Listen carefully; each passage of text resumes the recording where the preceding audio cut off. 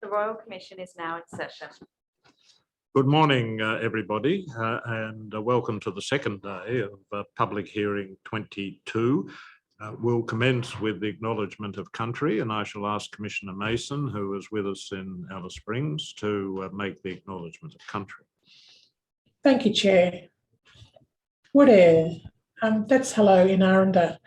I wish to pay my respects and acknowledge the First Nations people on the land on which the Royal Commission is sitting today.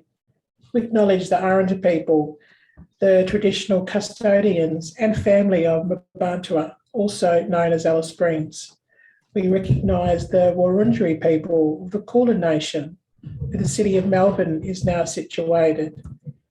And we recognise today the Gadigal people of the Eora Nation, the traditional custodians of the land on which the City of Sydney is now located. We also wish to acknowledge the traditional custodians of the various lands on which you all virtually attend from, any First Nations peoples who are participating in this session, and those First Nations peoples with disability, including those who are contributing to workplaces and communities across the country every day. Thank you, Chair. Thank you very much, Commissioner Mason. Yes, Ms Eastman. Good morning, Commissioners, and good morning, everybody following the hearing today.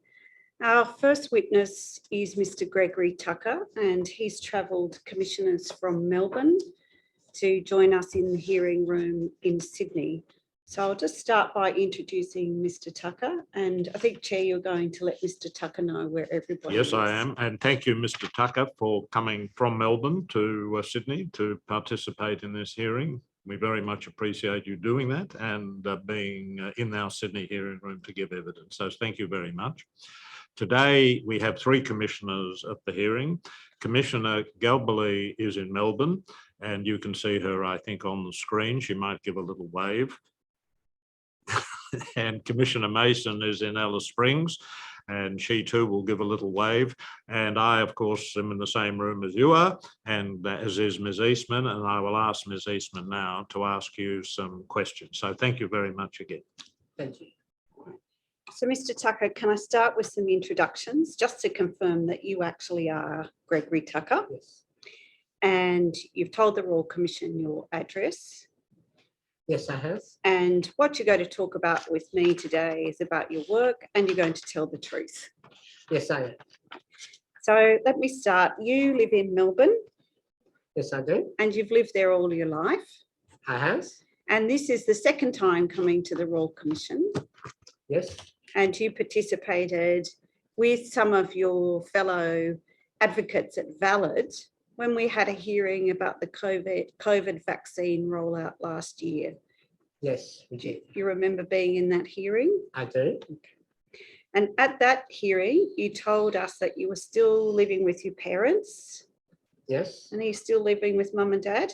Yes, I do.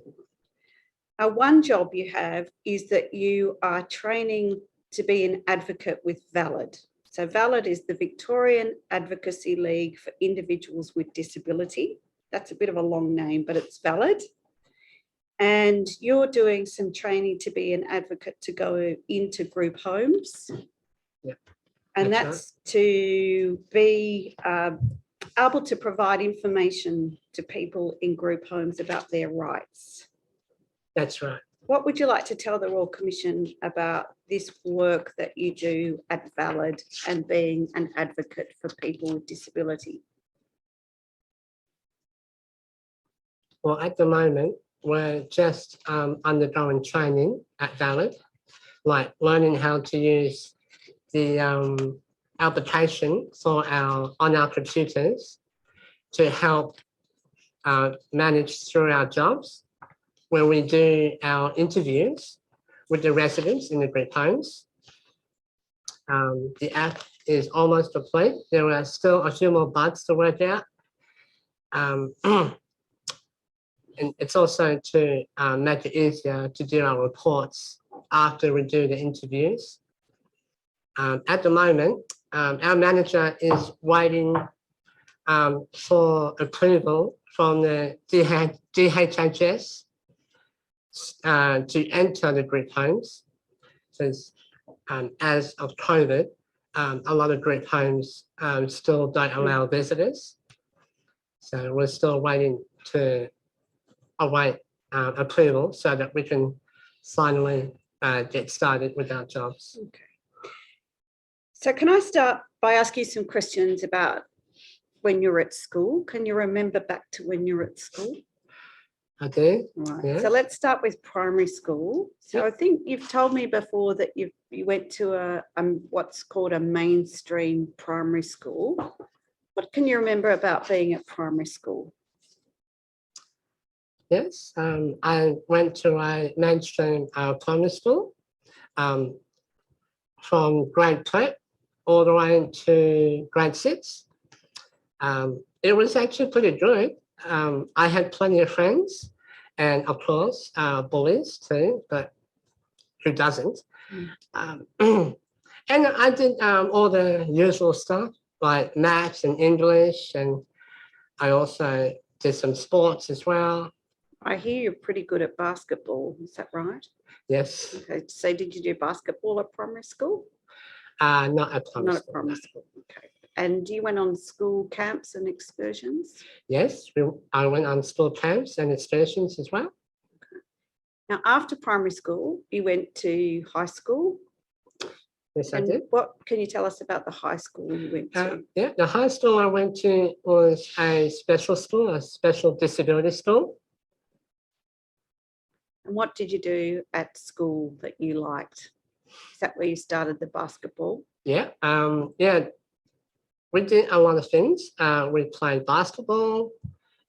We also did rock climbing, also excursions and school camps. Did you do English and maths and all of Yes, those subjects at yeah, school? there was English, maths, and other subjects. Yeah. And what about your friends at school? I think you had a bit of a hard time when you first started. What Yeah, happened? to be perfectly honest, I did have a bit of a rough start at my special school. Some of the students didn't really like me for some reason. I have no idea why. So I then told my teacher, and she organized a class meeting on that same afternoon, only 3 days into my new school year. And ever since then, everything's been good. We've all become friends. One of them I still see up to this very day. So we're pretty good mates. And also, yeah, that's pretty much it. When you're at school, Yep. did you have a sort of part-time job or a casual job at all when you were at school? No, I didn't. And when you were at school, did you do any work experience? Like going out to work in a particular location to see what it was like to work? Towards the end of my years, we did visit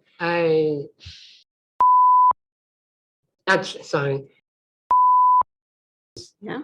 Up in Frankston, in Melbourne South. We went there to have a look around and see what they do, but that was pretty much the closest thing we did. When it was close to finishing school, so you're in the last year or so, did you think about what were you going to do after school? Did you think about what you like to do? I thought that I would start work straight away because my dream job would be to be a train driver. Why is your dream job to be a train driver? Since I am a huge fan of public transport, like especially our trains, Yeah. and just sitting in the driver's seat and taking passengers when they need to go and dropping them off would be really fun. So when you finished school, you thought your dream job would be a train driver. Yeah. Did you talk to anybody about actually becoming a train driver and what you'd have to do? Yeah, one of my store friends, dad, who was a staff member for Metro Trains Melbourne. However, he told me outright that to be a train driver would be completely out of reach for me because it would require a lot of health benefits, which I don't have. Was that disappointing to be told you couldn't do your dream job? Yeah, I was very disappointed. Did anyone talk to you about what jobs you might do when you finish school?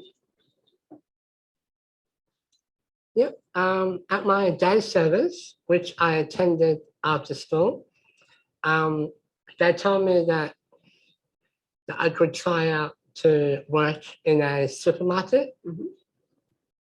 And did you do that? I did. I started there in 2010. And what did you do at the supermarket?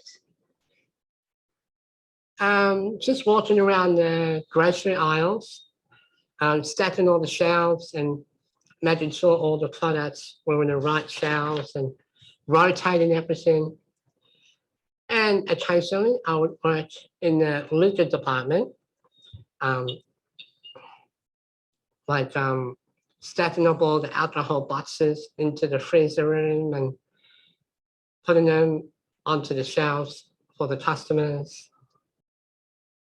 Was that hard? Was that hard work to do? No, that was all quite easy work. And did you have to do any special training to do that work at the supermarket? I did do a work experience trial with them at first, but yeah, there's nothing really special I had to do. And that job didn't last for too long, did it? No, I only worked there for 2 years. For 2 years. So I resigned in 2012. You've just mentioned going to a day service. Yep. So am I right in understanding that when you finished school, instead of going into a job, you went to the day service and you did a lot of activities at the day service, but that was a bit different to actually having a job, is that right? Yes, it was. And when you're at the day service, did you do any other type of work? I think you've told me about making pegs. What happened? What work was involved in making pegs for clotheslines? Yeah, at my day service, once a week, I would spend the whole afternoon in a small warehouse, just assembling pegs for clotheslines. What was that job like? It was not too bad. It was a little bit too easy, which is something I don't really like. I like to do hard work. Yeah. When you talk about doing hard work, what do you mean by hard work? Like work which doesn't involve me sitting down in the same spot the whole time. So work which requires me to move to different places, lifting things and moving things like trolleys and stuff. Yeah. Okay. So can I now move to ask you about your current job? Yep. So you work in, and we're just going to call it an ADE, yes. an Australian Disability Enterprise. So that's where you work now. Yep. And you started the job in the ADE in, you think, November 2019. Yep. Okay. So how did you actually get the job in the ADE? How did that happen? Well, at my day service, one of the support workers came to visit and took some of us over to the workplace to show us around and do some trials. And after a couple of weeks, he then asked me if I wanted to actually have a job there, which pretty much straight away I said yes. Yeah. And was this job not just sitting around a desk, but you were actually moving around and things like that? So you thought that would be a good job to do? Yeah, that would be a great job. Yeah. So you did the trial. Yep. And then after the trial, you were offered the job. Yes. And you said yes. Okay. Now, tell us about the job. So what do you actually do in this job? Well, we actually do a bunch of different jobs. Like we stick labels onto cleaning products. We packing the bowel cancer kits for. We also seal nappies, and also put together a kit for. And in terms of doing the job, when you first started, you worked 2 days a week, is that right? That's right. And when you first started, you started at 10 o'clock in the morning and you worked through to 3 p.m. That's right. Okay. And to get to your job, you had to take public transport. That's right. And is it a long way from your house? No, the good thing about my work, it's only a 10-minute train ride from home. Then in terms of your job now, you're now up to full-time work? Yes, I am. Right? So when I say full-time, you work 3 days a week? Yes, But full-time hours, so from 8:45 in the morning to about 3:30 in the afternoon. that's right. Okay. At your job, do you have a supervisor who checks your work or tells you what to do? Yes, we do. We call them training support officers or TSOs. They wander around what we call workstations to make sure that everyone is okay, and if we have all we need to do our jobs. And they also ask us to help them, like use the pallet jack or grab some products from the warehouse onto the workstations. And your job at the moment is to do the sealing of the nappy packs, is that right? Yes, that's pretty much been my only job for the past 6 months. And do you need somebody to show you how to do that job day in or day out, or do you know it pretty well now? I know it pretty well now. Yeah, when I first started, they did show me how to do it, but after that, I was all set to go.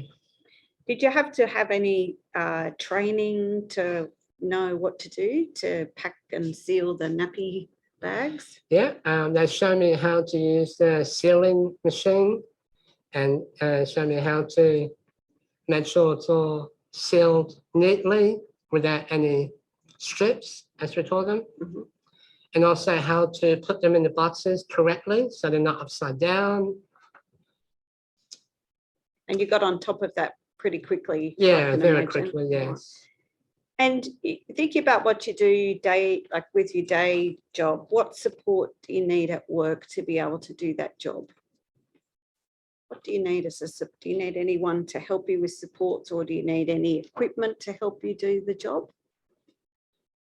Well, pretty much the only equipment we need for what I need for my job is the sealing machine, a pair of scissors to cut the strips off, and also a tape gun to seal the boxes once they're packed in. Sometimes they go missing, but I would ask a TSO to grab something for me. And other than that, everything is easily manageable.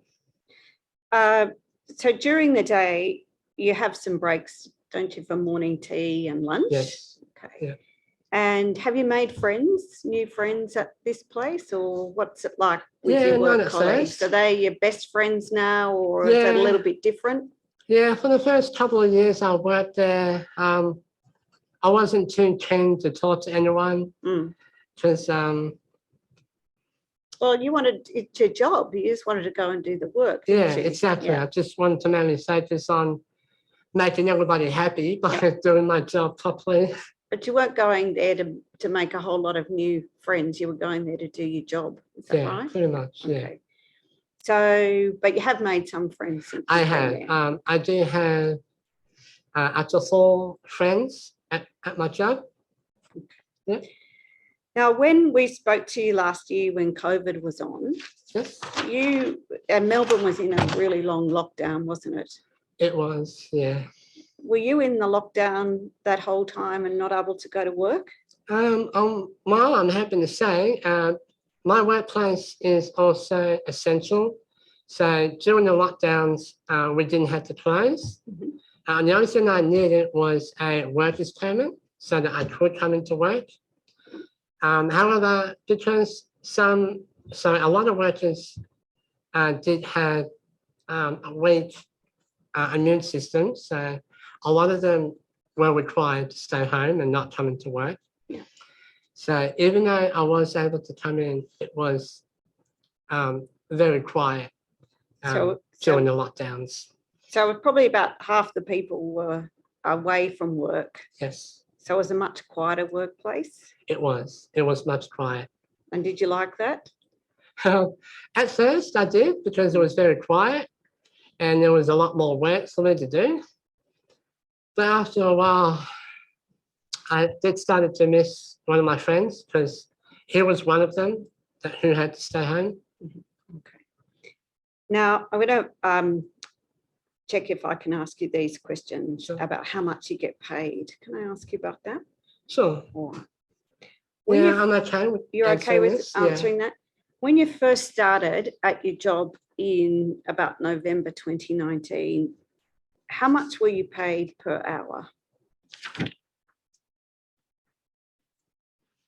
Yeah, for the first 3 years, so 2 years I was at my work. I was only getting paid $2.50 an hour. And how long were you on the $2.50 per hour? Straight from day one Mhm. to actually just recently. My next payday is my new wage. So from November 2019 up to probably next week when you get paid, Yeah. you've been paid $2.50 an hour. That's right. Okay. I think you've told me that you feel you're worth more than $2.50 an hour. Is that right? Yeah. Okay. As I mentioned earlier, I do a lot of work, like sealing and sealing and packing and using the pallet jack. And at the end of the day, I'm always really exhausted and feel a sore back. So yeah, $2.50 was certainly not enough. You've now gone up to $8.13 an hour. That's right. Now your data said that's still lower than the minimum wage. Yeah. How does that make you feel? Yeah, the moment I told him about my new pay, he pretty much told me straight away that the minimum wage is $15 an hour. And so you feel you could at least have the minimum wage? Yes. Yeah. Can I ask you this question? Of course. Have you asked for a pay rise at work?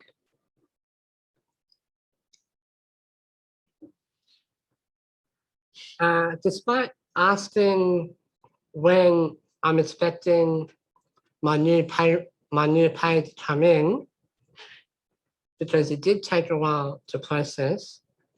But besides that, no, I never asked for a pay rise. Why haven't you asked for a pay rise? Because I'm a little bit scared too. You're a bit scared. Yeah. And I think you've told me you'd like to even do a different job and have a higher position. Is that right? Yeah. And have you ever asked anyone at work whether you could do a higher job? No, not yet. But coming up, we have what we call a goals meeting at my job. And that is when I'll ask if I can do something higher,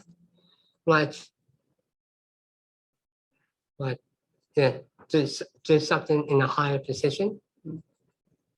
So one of the goals is to have a higher position, yeah, and to have a higher rate of pay. Yes, that's my goal. That's your goal. Now, can I ask you about superannuation? Have you Yeah. heard that word? Yes. And you get superannuation from your job, don't you? Yes. And has anyone told you about how much superannuation you get? Actually, no, they haven't. And you're also on a disability support pension, Yes. right? So when you started work, did anyone talk to you about what having $2.50 an hour meant for your DSP? And can you tell the Royal Commissioners, what do you understand about how the $2.50 matches up with the DSP? How does that work? Well, it didn't affect it too much. Yeah, because the pay was low, I was only getting like I think it was $15 to $20 taken out of my disability support pension. And did someone explain how the disability support pension has money taken out? So how Yes. much money comes out and how that's Yeah. worked out? They did explain that to me. Yeah. Yes, Can you help me understand that? of course. All right, can you explain that to me? Yeah, How does yeah. that work?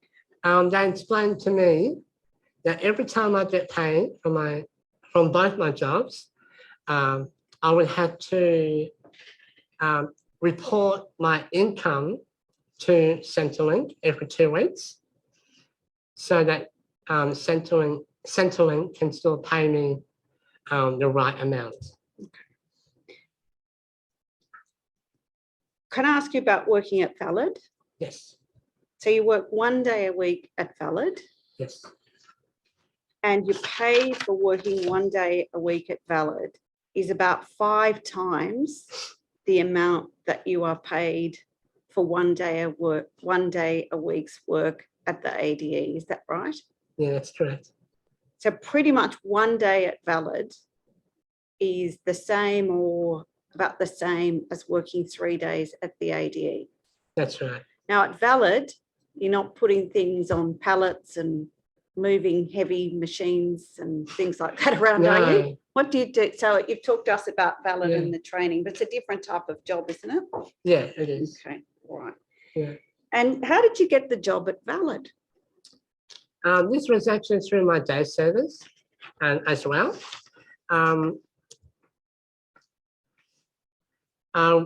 At my day service, me and a select few started attending what Valid calls self-advocacy. Oh, the chair's just lost his curtain, but that's all right. Keep going, Mr. Yeah. Tucker. What they call self-advocacy meetings. Self-advocacy meetings. And Yep. what are they? What do they do? It's where different day services come together with Valid, and they have guests come along to talk about what they do. Like, for example, we had guests from Legal Aid, Mhm. the Cancer Council, and one time I actually came up as a guest to do a little speech. You went as a guest to do a speech. What Yeah. did you talk about? Um, Can you remember? you know what? It was a while ago. I can't quite That's remember okay. what I spoke That's about. all right. So let's talk about the self-advocacy. Yeah. So that's how you got in touch with Valid. Yeah. All right. And how did you get the job with Valid? Yeah. After I did my speech, after the meeting was over, one of the self-advocates who organised the meeting actually came up to me and asked if I would like a job at Valid. What did you say? Oh, of course, I was very excited. Mhm. I said, yes, I would love to. And what's it like working at Valid? Well, since we're still waiting for any approvals, Mm. we're pretty much just sitting on our desks, checking our emails and having our meetings in the boardroom. Getting ready. Also learning how to use our Valid app that we're going to use. When you're talking about an app, something on the mobile phone. Yeah, that and how it also on our computers. Yeah. Yes. At Valid, you work on being an advocate. Yep. at your work at the ADE, is there anyone like you at the ADE who's an advocate for the workers?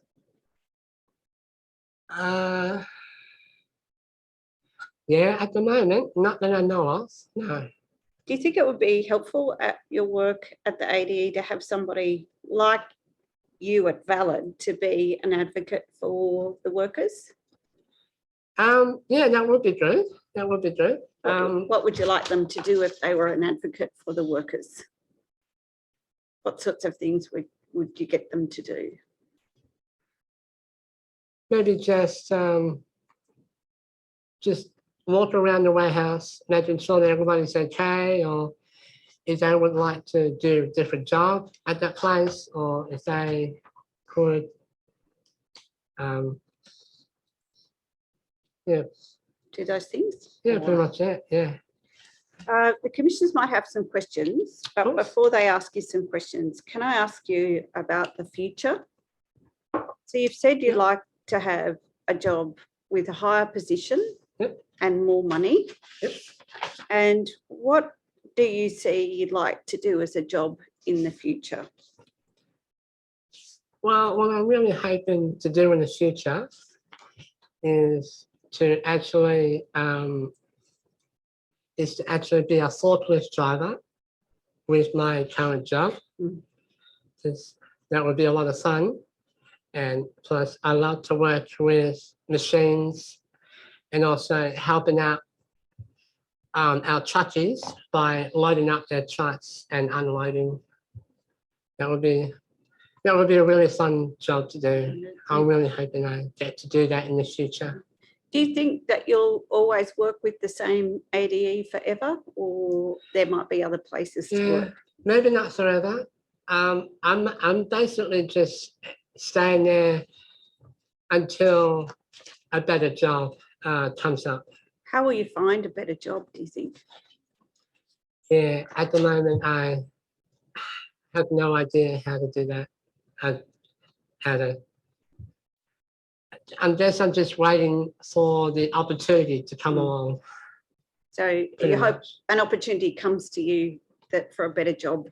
Yeah, You don't, sorry, and I haven't asked you this, so if you're not Cool. sure, let me know. But you're also an NDIS participant. yes, I am. And have you talked to anyone about your NDIS plan and your planners about your goals for a job, either as a forklift driver or doing other work? Have you talked to anyone about that in the NDIS plan? No, I haven't. No. Mr. Tucker, it's always lovely to talk to you, and thank you for being so generous, telling us about your work and what you're doing. Is there anything else you'd like to tell the Royal Commissioners while you're here about your work or what you do at Valid? You don't have to, but if you'd like to, if I've forgotten anything that we were going to talk about, I hope I haven't, but please tell the Commissioners what you'd like them to know. Well, at Valid, yeah, this will be the last thing I'm saying. At Valid, I'm mainly just hoping that everything does get improved with the DHHS for us to actually get started with our jobs in the grid homes as soon as possible, because I have been in training for Valid for the past 2 years, and I'm ready to get started with my job. Okay. Mr. Tucker, thank you so much. The Commissioners might have some questions for you. Thank you, Ms Eastman, and thank you, Mr Tucker. I shall ask Commissioner Galbally first from Melbourne whether she has any questions she would like to ask you. Commissioner Galbally, you're on mute, I think. Thank you very much, Mr. Tucker. I'd like to ask you whether anyone in the ADE has helped you to think about, jobs you might like to do, like the forklift driving or other jobs, and whether they've offered you any training. Yeah, no one has asked me that. This is my own personal goal that I'm working up on my own. So yeah, no one has really told me anything. Thank you. Thank you very much for coming. That's okay. It's great to be here. Mr. Tucker, I'll just ask now Commissioner Mason in Alice Springs whether she has any questions for you.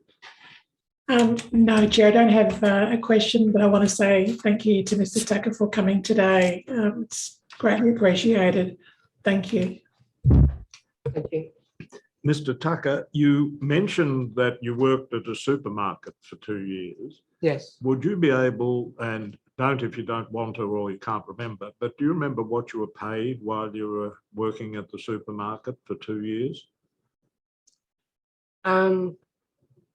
Yeah, I don't quite remember the hourly rate, but I do remember I was getting paid for up to, I think it was $275 for the whole week, for weekly. Because yeah, I was only there 3 days a week. So that was for the pay for 3 days per week. Yes. Yeah. And then when you finished there, there was a gap until you started at the ADE. Is that right? That's right. Right. Okay. Thank you. And when you started at the ADE, obviously you were earning much less than you Yes. were at the supermarket. Did you speak to anybody about the reduction in your income because you'd moved from your job at the supermarket to the ADE? Yeah. No, I didn't ask any of that because I thought it would be a bit awkward because yeah, I wasn't really too keen to I see. bring that up. Yeah. Yeah, I understand. Yeah.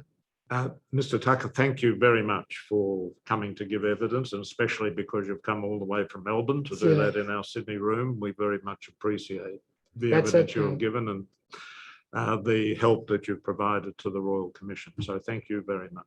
Thank you. Thank you, Commissioners. We're going to have a short break. We need just to reconstitute and we'll move to Brisbane. Perhaps if you could give us Shall we 5 to take 10 a minutes. 10-minute break? It's now 10:45 Sydney Brisbane time. We'll resume at 10:55 Sydney Brisbane time. Thank you. The Royal Commission is now adjourned.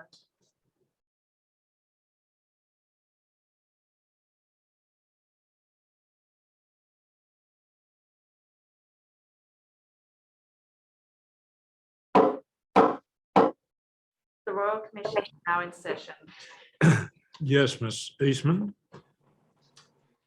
We're to Mr. Fraser. in Brisbane. All right, thank you. Yes, Mr. Fraser. Thank you, Commissioners. Our next witness is Mark, giving evidence under a pseudonym. Mark has prepared a statement dated 1 April 2022. He'll be giving evidence via by audio link. And he's present there, and I call Mark. Present. Yes. Mark, just to make it clear where everybody is for the purposes of that you're giving evidence today, we have 3 commissioners participating in the hearing. Commissioner Galbally is in Melbourne. Commissioner Mason is in Alice Springs. I am in the Sydney hearing room, and Mr. Fraser, who is going to ask you some questions, is in the Brisbane hearing room of the Royal Commission. So we are in 4 different places. I want to thank you for coming to the Commission, giving a statement and giving evidence today. We very much appreciate your assistance. I'll now ask Mr. Fraser to ask you some questions. Thank you. Thank you. Mark, may I start by telling the Royal Commission a little bit about you? You are in your late 40s and you have an intellectual disability. That's correct. In your statement, you tell the commissioners that you completed year 12 at school and after school, you started working at Bedford. Is that right? That's correct. And that was around 30 years ago or so, wasn't it? That's correct. Mark, your first job at Bedford was in the furniture section. Can you tell the Royal Commission about the sort of work you did in that section? Yes, I can. In the actual furniture section, I was doing trellises, which is on a machine.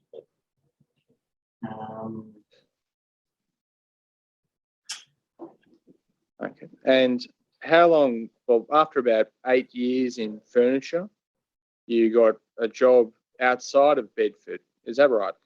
Correct. And that was a job where you're working in manufacturing. Is that right? That's correct. How did you find that job? And if it assists you, I'm at paragraphs 11 and 12 of your statement, which I understand you have in front of you. Yes.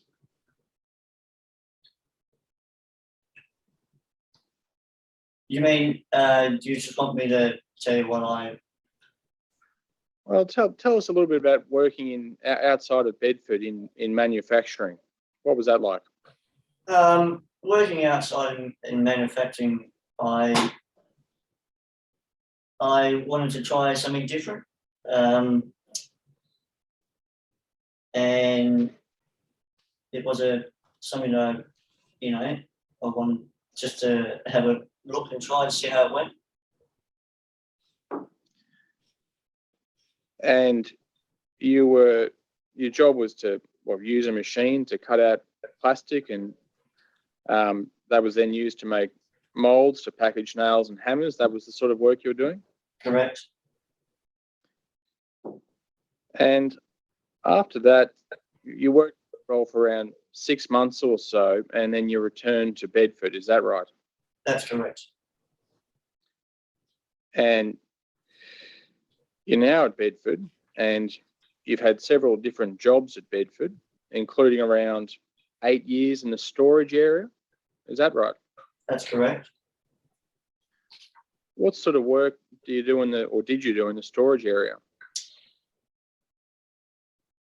I actually got my forklift license in the storage area, and I used to have invoices and used to get all the products out to put on the trucks and that. So you got your forklift license. So were you driving the forklift in the storage area? That's correct. And using the forklift to load up the trucks? That's correct. Now, in your statement, you say that after you were working in storage, you wanted to try something different, and you got another job outside of Bedford in a furniture business. Is that right? That's correct.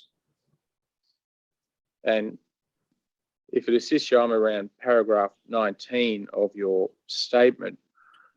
What sort of work did you do in the new job at the furniture business? I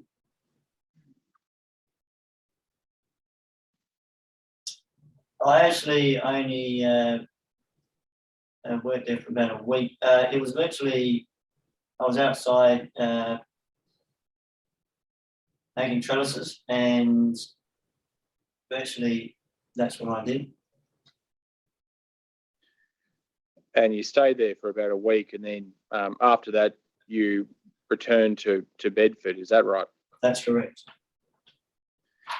And you're still at Bedford, and you're now working in the packaging area. Have I got that right?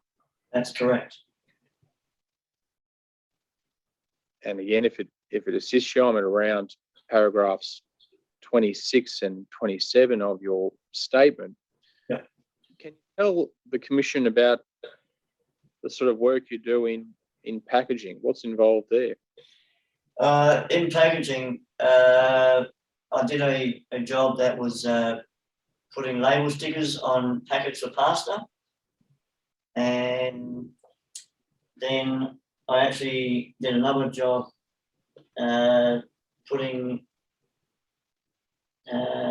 stickers on bottles, which is about 9,000 bottles on ginger beer. Right, so you do different jobs depending on what work has to be done. Is that right? That's correct. And for example, a job I think you mentioned, or in your statement you talk about putting label stickers on packets of pasta, and you did that for about 10 days or so. Is that right? That's correct. Do you like the work that you do in packaging? I do enjoy it, yes. I think you say in your statement, some days your work is interesting, but sometimes it depends what job the team is working on.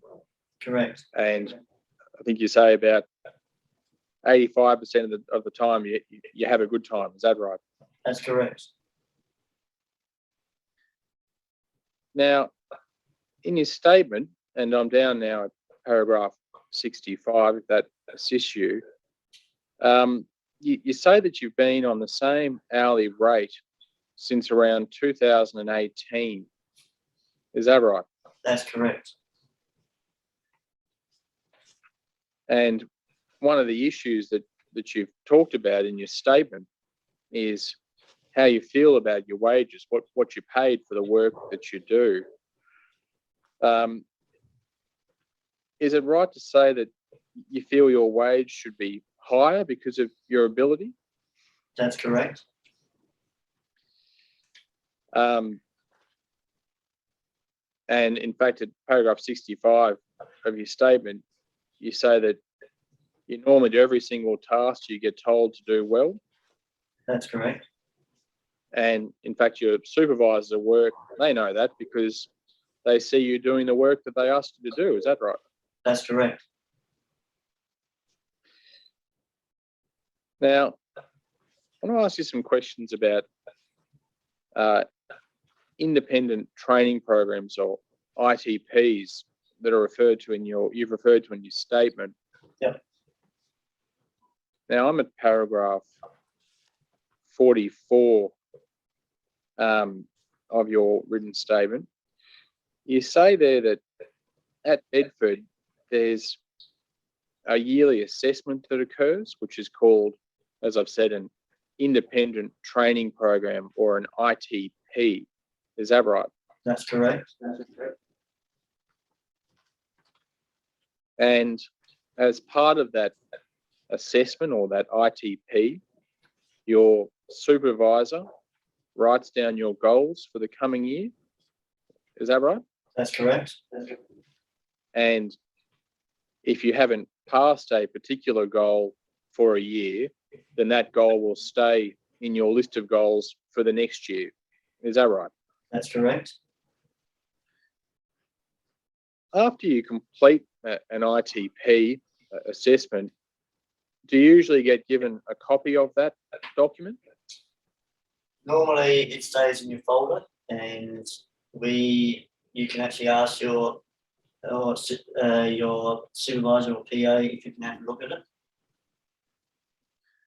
And have you been given a copy of your ITP assessment before? No.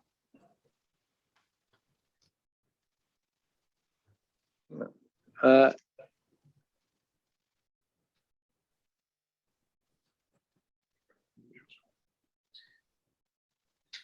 So you haven't been given a copy of your individual training plan before, just to make sure I'm using the right language. No. Now, you've also said some more things in your statement about training, and you mentioned before that you'd obtained a forklift driving license. That's right, isn't it? That's correct. And you say also in your statement that you did a computer course around 7 years ago. That's correct. And was that something that was organised through Bedford? That's correct. And you also talk about in your statement that you get training each year in areas such as health and safety. Is that right? That's correct. Manual handling Correct. and cultural diversity. Is that right? That's correct. Now, I'm at around paragraphs 57, 58, 59 of your statement. I just want to ask you some more questions about training and training you've asked to do. You say that in your statement that you have asked staff at Bedford if you could do a Certificate 3 computer course to get more experience with computers and spreadsheets. Is that right? That's something you asked that you wanted, that you said you wanted to do? That's definitely correct. And you were told in response to that that there was nothing available at that time for you to do. Is that right? That's correct. But then more recently, last year, you were told by Bedford that if you wanted to do any courses, for example, in computing, that the government would fund those courses. Have I got that right? Correct. So since you were told that last year, has anyone at Bedford asked you about what further training you would like to do? No.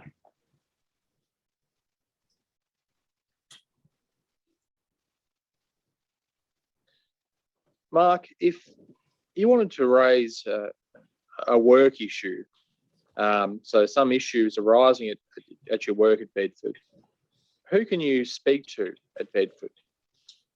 First it'll be our supervisor, and if they can't help you, then it'll go to your PO. So there's some steps that you're going to follow. Thank you. And that's something you've addressed at paragraph 23 of your statement, isn't it? That's correct. Do you know if Bedford has a policy about employees making complaints or raising concerns? Yes, there is.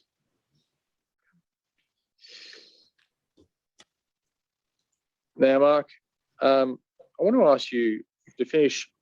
I'll start again. Mark, I want to finish by asking you some questions about the future. And you've given some thought, haven't you, about what would be helpful to happen at Bedford in your view? Is that right? Correct. And in fact, in your statement, you've set out some thoughts, including about wages. And I'm down at paragraph 64 of your statement. Can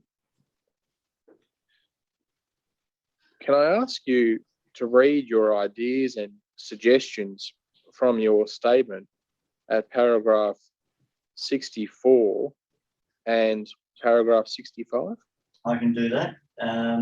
Paragraph 64, I would like to see Bedford provide timely and transparent information to all employees, families and supported persons to help employees in their roles and to help employees understand what is happening at the workplace. And what was the other one you asked?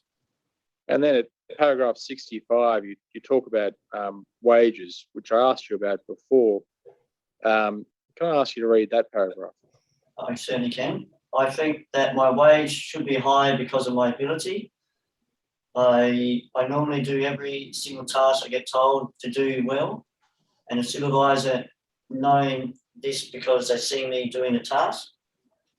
I believe that my good work ability is also demonstrated by the fact that I am asked if I would like to become a supervisor. Then it just goes on to please refer to 47. Thank you. Commissioners, you'll find a copy of Mark's statement in Tender Bundle Part B at tab 1. I tender this statement into evidence and ask to be marked Exhibit 22-4 4. Yes, Mark's statement will be admitted into evidence and given the marking of 22-4. Thank you, Mark, for answering my questions today. I'm just going to ask the commissioners whether they have any questions for you. Commissioners? Yes, thank you very much, Mark. I'll start by asking Commissioner Mason whether she has any questions she would like to put to you. No, thank you, Chair, but thank you to Mark for coming today. Thank you very much. Really appreciated it. And I'll now ask Commissioner Galbally if she has any questions. I think you're on mute, Commissioner Galbally. I've got a couple of questions to ask you. The first question is about the individual training plan assessment. Is that an assessment that's also about wages? Yes. So your statement talks about, meetings being cancelled and you being given notice, short notice, so you couldn't bring a support worker. Can you just tell us about that? So you did those meetings without the people you would like to bring to those meetings? Yeah, virtually, are you referring to the ITP? Yes, I am. Virtually, what actually happens is sometimes we get told at the last minute that our ITP is up, and we don't normally have that much time to get someone to come in with us. So that's when I do it just by myself. So virtually, it's something that if we would like to have someone in there, we can. But it's too hard to organise at the last minute. Correct. Are there union representatives in your workplace? Is there a shop steward in your workplace? There is. Would they come to a meeting like that with you? I think they do. I'm not utterly sure, but that's probably something that might happen, yes. Thank you. The second set of questions I wanted to ask you about was with regard to training. The Cert 3 that you would like to do in a computer course, so there's no suggestion that that could be done or that you could go to TAFE to do that course? No, we didn't. I think in my statement, we didn't actually have any funding for that Cert 3. So you were told that, were you, that there was no funding for you to do a Cert 3? Yes, that's correct. And in the training that you do that's at Bedford itself, is there a unit around your human rights and your workplace rights, the things that are your absolute rights in the workplace and in life? Is there a human rights training? Not off my hand that I know. Thank you. Thank you very much, Mark. Thank you. Mark, if I might ask you a couple of questions, and if you would prefer not to answer any of them, that's fine. You say in your statement that when you first started working at Bedford, you were getting paid $2 an hour. And after a couple of years, and I assume we're talking about the 1990s, that moved up to about $6 an hour. That's your recollection of your pay at that time? Correct. And I think you told us that your pay has not increased since 2018. May I ask you what your current pay is then at Bedford?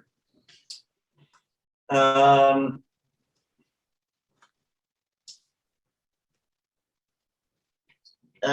my current pay is still the same as what I normally get. My current pay is below what I'm supposed to be getting, which would have been in the statement. I was just trying to find in the statement where you say what the amount is, but that's fine. If you can't remember that, that's okay. I was just interested in what that dollar figure might be. Yeah. All right. Thank you. That's all right. when you say that in a job that you had in a manufacturing business, and this is at paragraphs 13 and 14, you had a job to cut plastic and you were paid $280 a week for 3 days a week. And you say there that you received a supported wage. Could you tell me what you understand by supported wage? Again, if you can't remember, that's fine. I just was interested in what that might be. Okay, my supported wage is a pension that I get.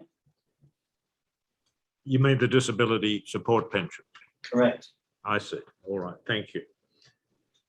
And you were told that you say in paragraph 16, after 6 months, that there wasn't a job for you anymore. Were you told anything else as to why the job wasn't there for you to continue? All I got told was that I was no longer needed in that job. And that's all you were told at the time. Correct. Thank you very much. I appreciate your giving those answers. Thank you. Thank you, Mark, very much indeed for giving evidence and also for the statement, which, as you have heard, is now part of the evidence of the Royal Commission, and each of the Royal Commissioners will have read that statement and will no doubt do so again. So thank you very much indeed for coming to the Commission. We very much appreciate the assistance you have given to us. Thank you, Mark. Not a problem. Thank you, Commissioners. Our next witness will be joining us at 11:50. So that, yes, so that will be a sort of slightly longer morning tea this morning. It's now just after 11:20, I think, about 11:20 Sydney or Brisbane time. We'll adjourn then for until 11:50 Sydney Brisbane time, which happens to be 11:20 Adelaide time. Yes, thank you. The Royal Commission is now adjourned.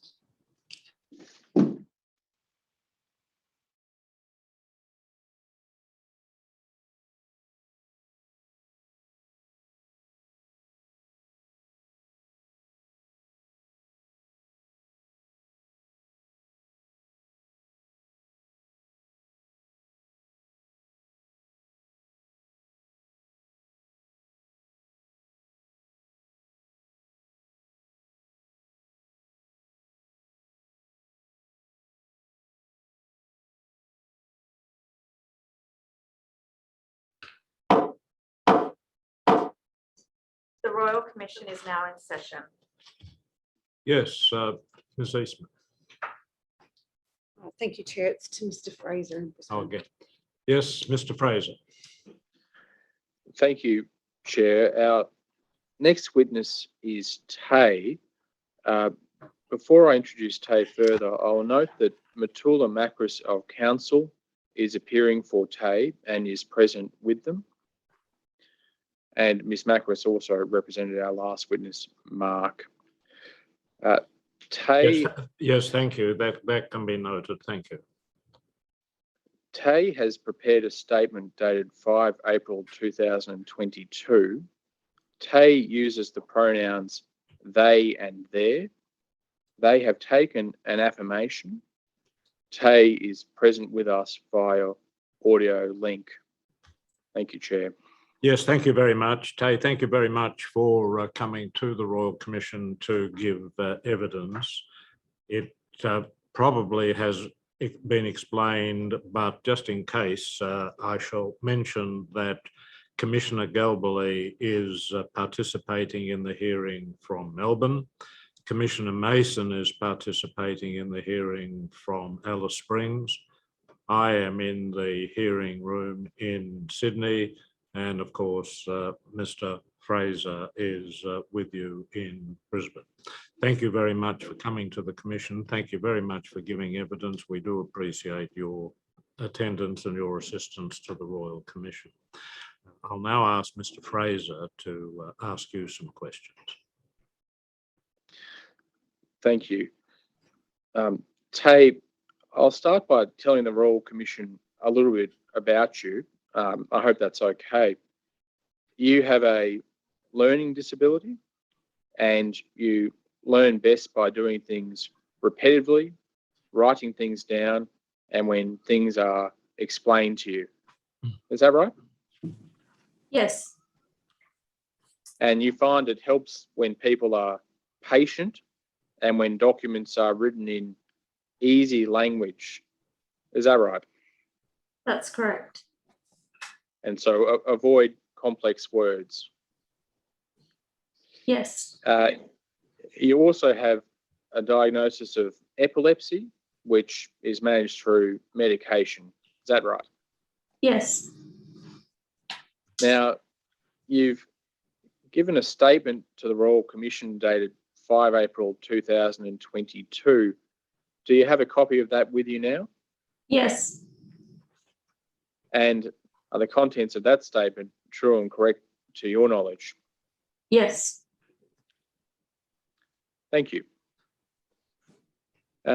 In your statement, you tell the commissioners that you completed year 12 at school, and at school you found it difficult to make friendships, and in fact you were teased because of your learning disability. And after school you then looked for work. Have I gotten all that right? Yes, that's correct. Well, I want to ask you some questions about your first job. And I'm at paragraph 8 of your statement. Now, your first job was in open employment, as we call it. What can you tell the commissioners about your first job? It was in a family-owned business.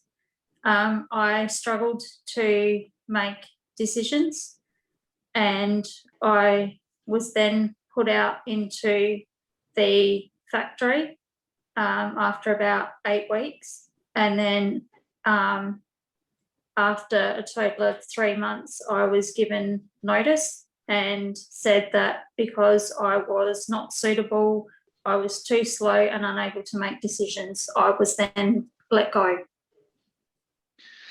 So you were put out to the factory floor, but you started in an office role. Is that right?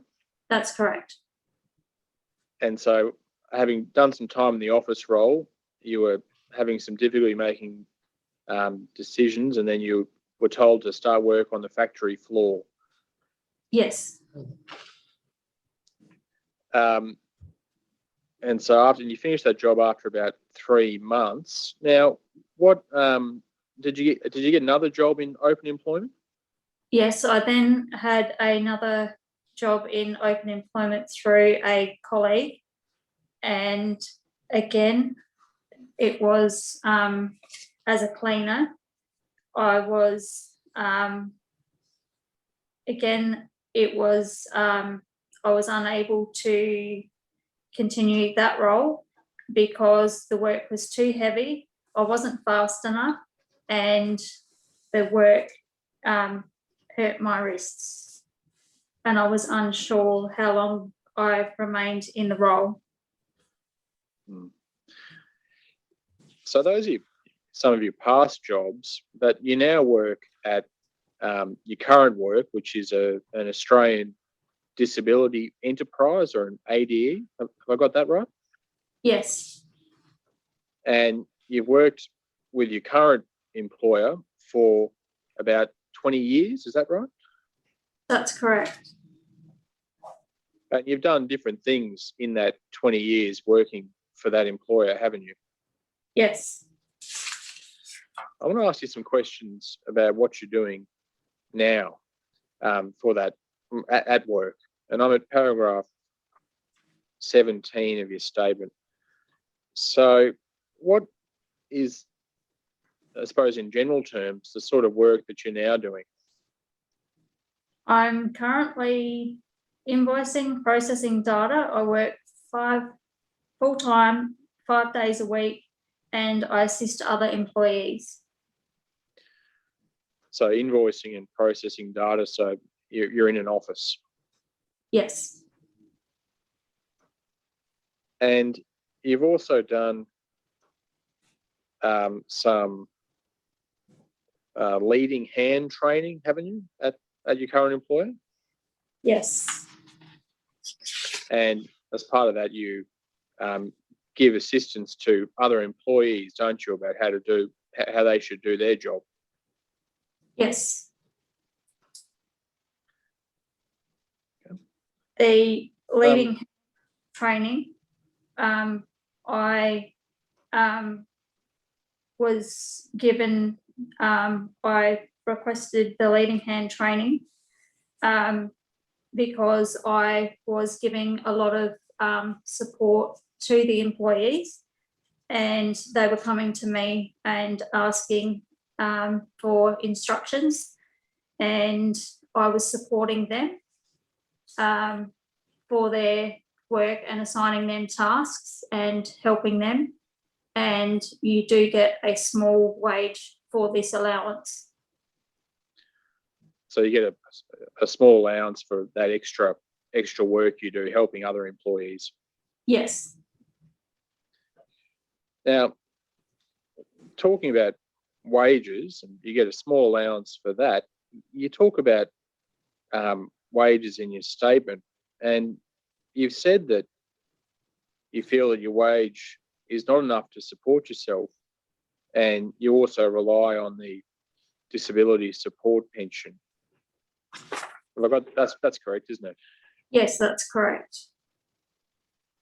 And at paragraph 23 in your statement, you say some other things about your wages. You don't feel your wage is fair, do you? No, I don't feel my wage is fair because I feel that I do have a big output. I feel that I have demonstrated the skills to earn this amount, and I am aware that there are different levels within the independent training program. And you have some difficulties with how your employer explains those different levels to you. Have I got that right? yes, and have you been told by your employer how long it will be until you get paid the maximum amount for the current level you're on at work? can you repeat that for me, please, Andrew? At the end of paragraph 23, I think you say there that your employer hasn't told you how long it will be until you can be paid the maximum amount for the role you're currently doing. Yes, that's correct. We are unaware of how long it'll be as to when we're going to get the next pay increase. Now, in terms of getting a pay increase, so to go up to a higher wage, as part of that process, you do a review every year. Is that right?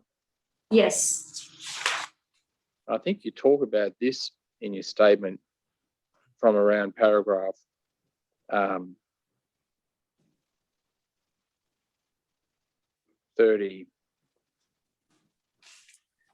paragraph 25, thereabouts. Now, you do an annual review, and these reviews are undertaken by your personnel officer. Is that right? yes, the personnel officer does the review. And what's your understanding of the purpose of the review? They conduct the review, and then from there, they work out how safely we work, and then they do the sum and work out our calculations, and they base that off of our with the ITP and the assessment, and they do a speed test every second year, and then they put the two together to work out if we're going to be eligible for a pay increase. So the review process has input into how your wages are worked out. Do they set goals or workplace goals for you for the year's work? Yes, we have a set of goals that are set at the review with the personnel officer each year. And in terms of your the goals that have been set for you, you've had some frustrations, haven't you, in being able to reach your goals or the setting of your goals? Yes, it has taken quite some time to be able to get my goals where they need to be, and being able to achieve the goals that they need to be, and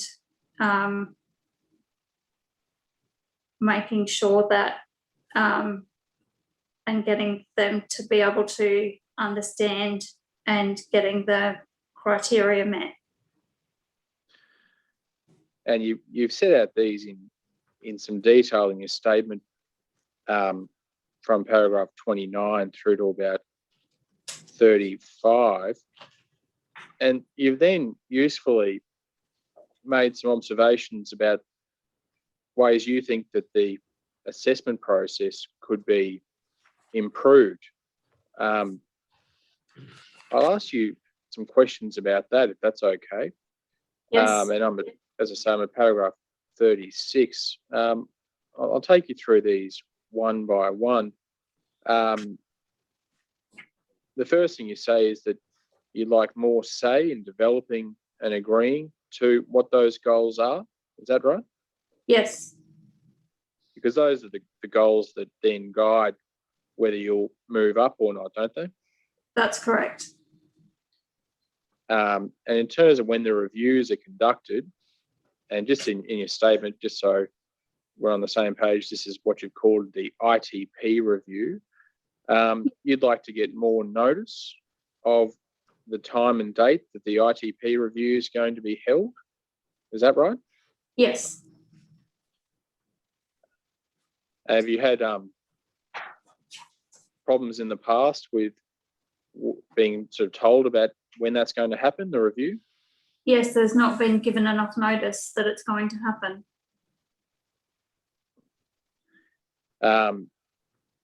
You'd also like training to be provided to you with enough time in advance of your next review so that you can learn the skills and demonstrate the skills. Is that right?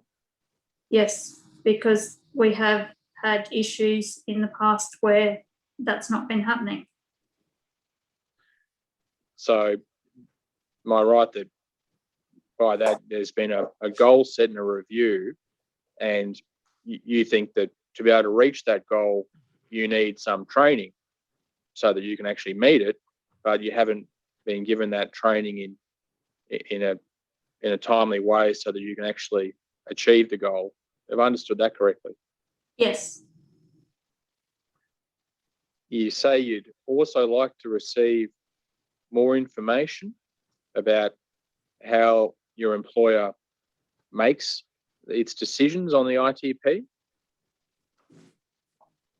Yes.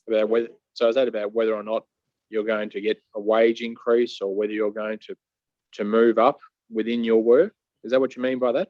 Yes, that's what I mean. So that we can determine whether we're going up or down or the same, how they get to their decisions.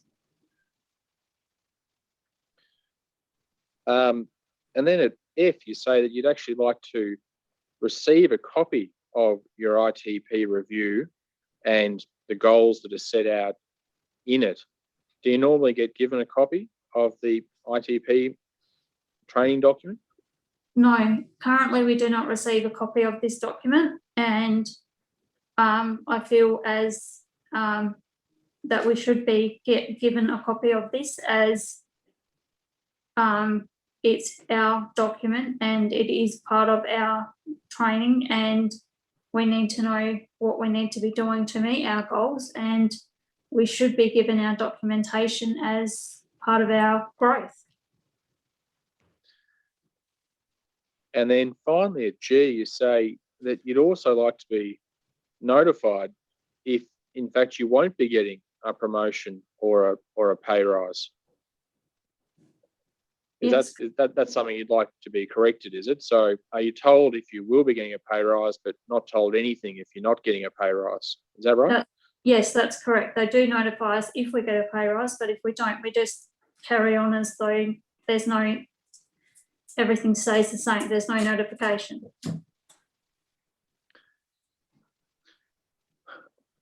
Well, thank you for that. I'd like to now ask you some questions about some changes in funding involving the NDIS that you've had some experience with. Now, you're an NDIS participant. You receive the NDIS, don't you? Yes. And in fact, in your statement, and just to assist you, I'm at paragraph 37, thereabouts, under the heading Changes in Funding. You talk about how in April last year, your personnel officer told you about this thing called the new employment model. You remember being told about this? Yes. And your current employer had a video for you to watch, and they gave you some information, including some frequently asked questions. You remember this? Yes. And you're asked to sign a service agreement, and you did sign a service agreement in December last year. Is that right? That's correct. And that's a service agreement with your current employer. Is that right? That's correct. Now, you've set out some detail about that and what happened. Is it fair to say that you found all of this new information that you're receiving confusing and stressful? Yes, I found that extremely confusing and stressful. When this information was put to us, I was questioned why I gave it to my family. I was told if I didn't sign it by the 18th of December that I would lose my job. I also was asked that the support people did not know, the local area coordinator didn't know and were not able to help. It was a mandatory form and the funding had been moved, and it didn't make sense to me. I was in tears, I was confused. The whole process was being focused on signing it, and despite not understanding it, I felt forced to sign it, and that was because I didn't want to lose my job. And in fact, this is still causing you some concern, isn't it? Yes, it is. I'll ask you some questions about concerns, or if you've got worries at work. If you feel unsafe at work, or you want to talk to someone about problems you're having at work, who can you speak to? And if it helps, I'm at paragraph, Yep. sorry, I'm just at paragraph 45 and 46 of your statement, if that helps you.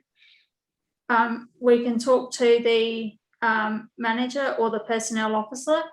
In the past, I've not had regular contact with the personnel officer. I have spoken to them at an ITP, or when I've had to seek them out for training, or if I've had a problem.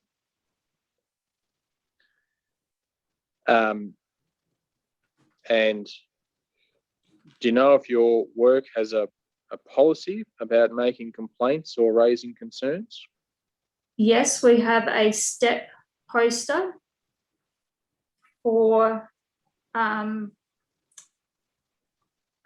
staff and employees to follow. And that makes that a little bit difficult because there has been times where I have had an issue. I have had an issue with a staff member where I have been bullied and gossiped about, and they've now left because of the way that they were jealous and because of my output. I understand the Bedford complaint process, and the person doing the bullying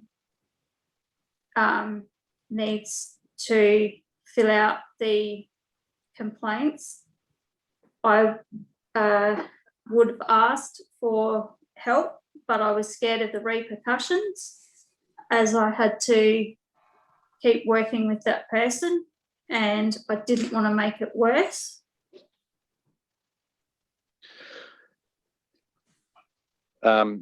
If I can, I mean, you've been at your current employer for many years now, and you gave some evidence before about how you had in fact worked originally in what we call open employment, in the office role and then as a cleaner. I want to ask you some questions about where you see yourself in the future and moving forward.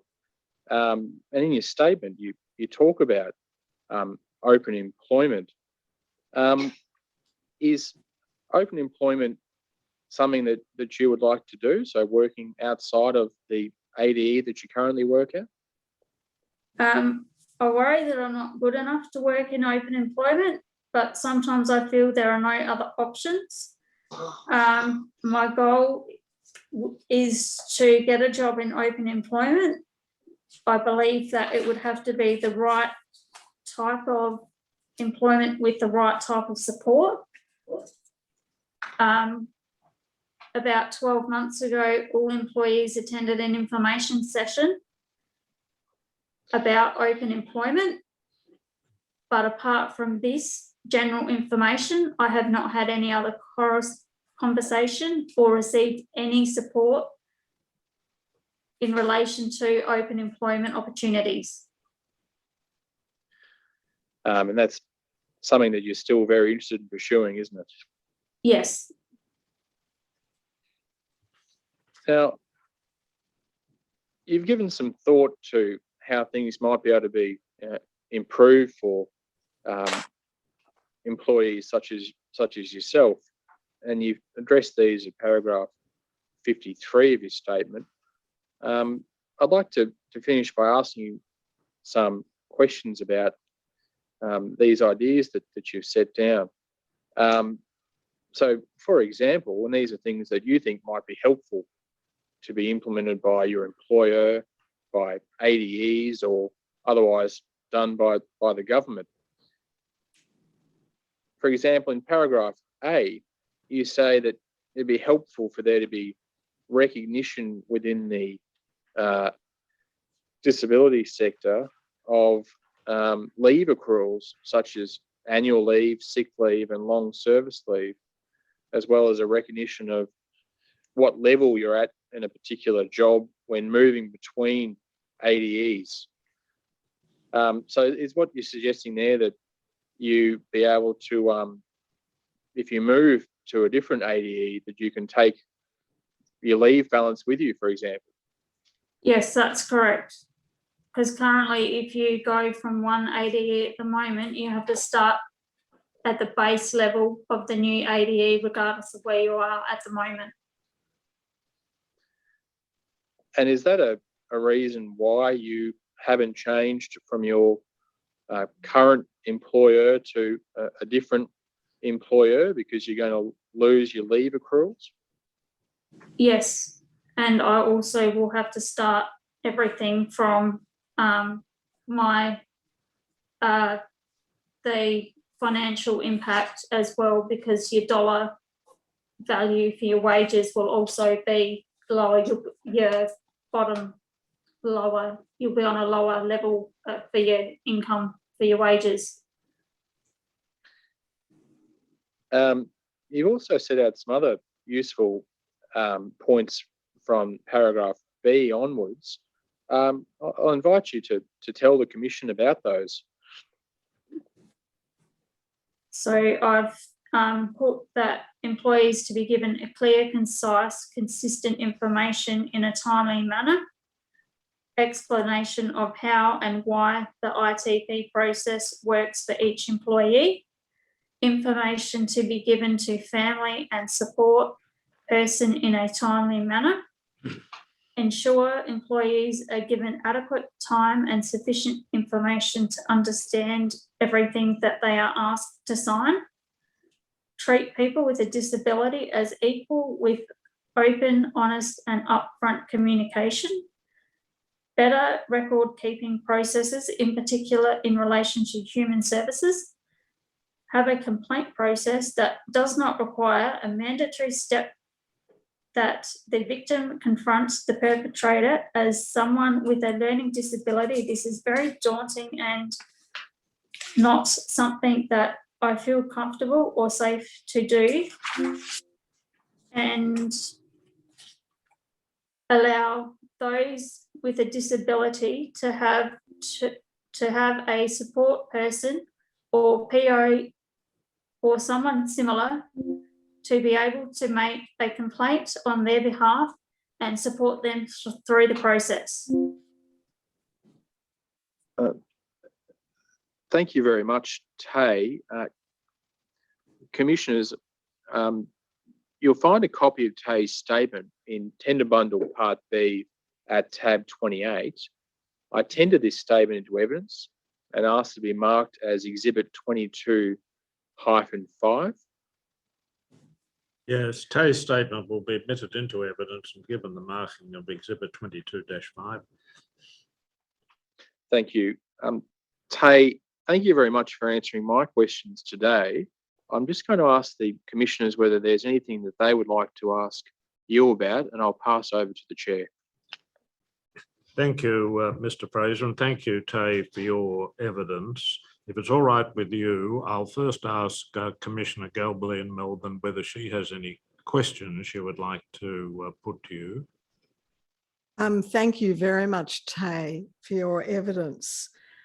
I'd like to ask you whether there's any opportunity for you to appeal or challenge the ITP decisions. Is there a process to do that? You can speak to the personnel officers as such, but as far as I'm aware, I don't know if there is one as such. Right, and there's still no training to you that's been given to you to meet the goals in your new ITP? Not on a regular basis, no. No. I'd like to ask you about the new employment model for the NDIS. You say in paragraph 42 that your supports in employment increased by 3 times than was in your NDIS supports for employment in 2020, by 3 times the amount. Yes. Is that correct? Yeah. That's correct. And in paragraph 43, you say you were told the increase is paid for behind the scenes services, and explaining things to you and giving you extra support, but that you don't believe you get any more support since you signed the new agreement compared with the old agreement. Yes, I'm not seeing any changes, nothing, I'm not seeing any changes or any extra, there has been no, everything seems the same as before I signed the new agreement. So the amounts increased by 3 times, but not to you. It doesn't Correct. benefit you. And in paragraph 44, you say, and now you get less to go to gym, to a dietitian and to psychology, which you very much miss, which was really important for you. Yes. So that's been decreased, and it seems to you that's been decreased to pay for the 3 times more amount. That's correct. Yeah, thank you very much, Tay. Yes, thank you, Commissioner Galbally. Commissioner Mason, do you have any questions you would like to put to Tay? Yeah, thank you, Chair. Tay, yes, thank you for your evidence today. I had, looking at your statement, you mentioned completing Year 12 by way of a negotiated curriculum, and that you didn't receive help from your school to find work experience. I just wanted to know, because I can see there's a real interest with you in terms of learning and developing and training.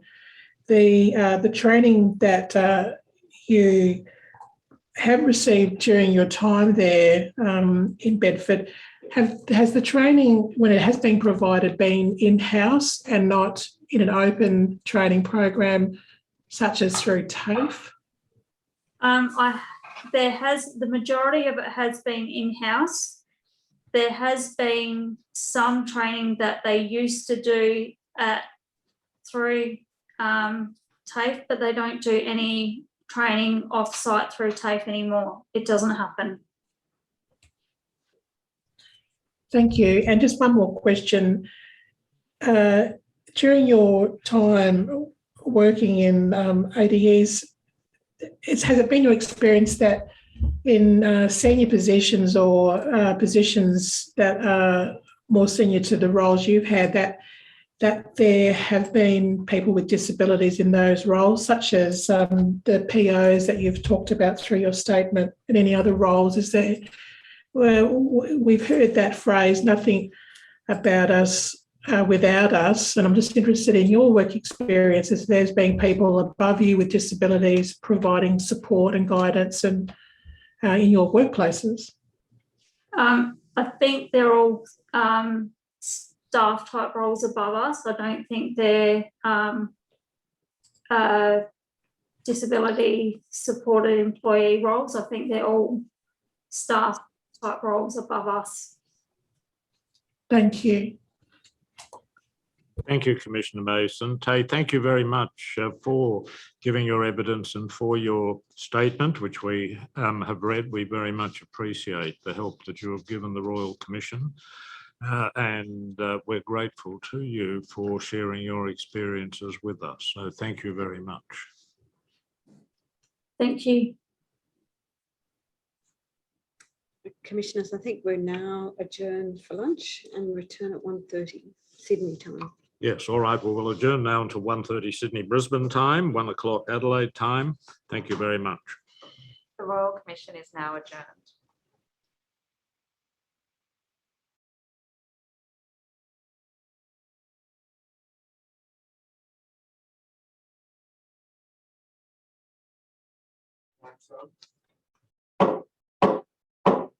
The Royal Commission is now in session.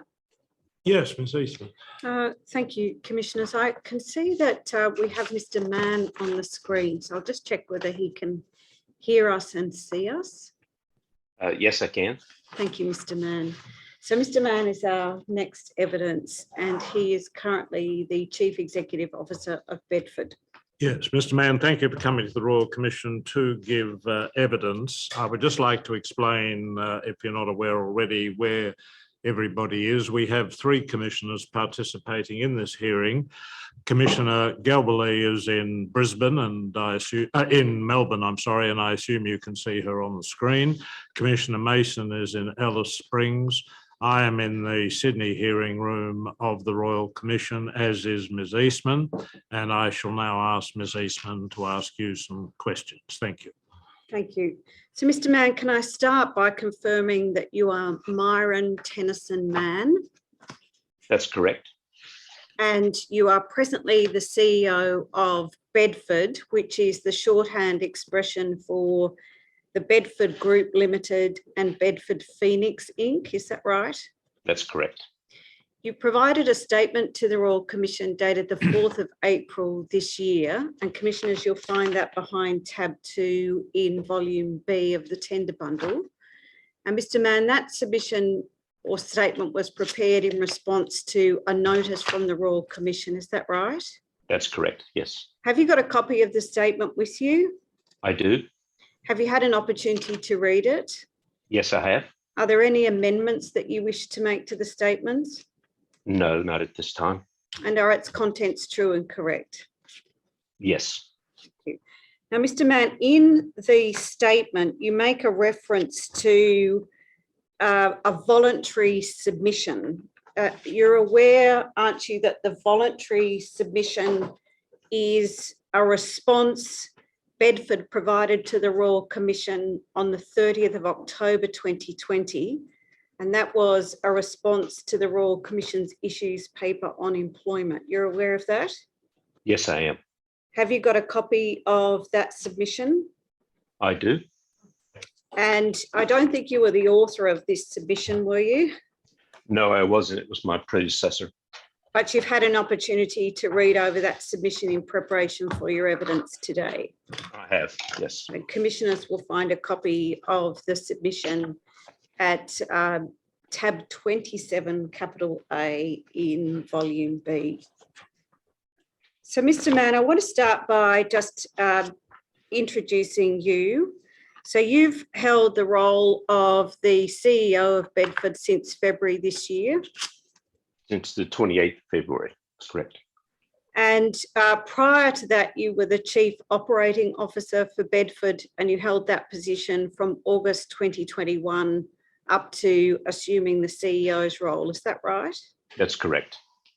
And prior to taking on the role of COO and now CEO of Bedford, you've had experience in a range of organisations at the CEO level. Is that right? And I'm looking at paragraph 18 of the statements. That's correct.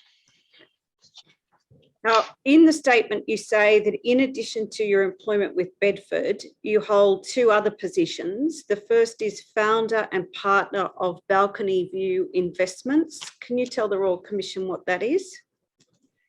It's a company that holds shares in a online retail business that I have shares in.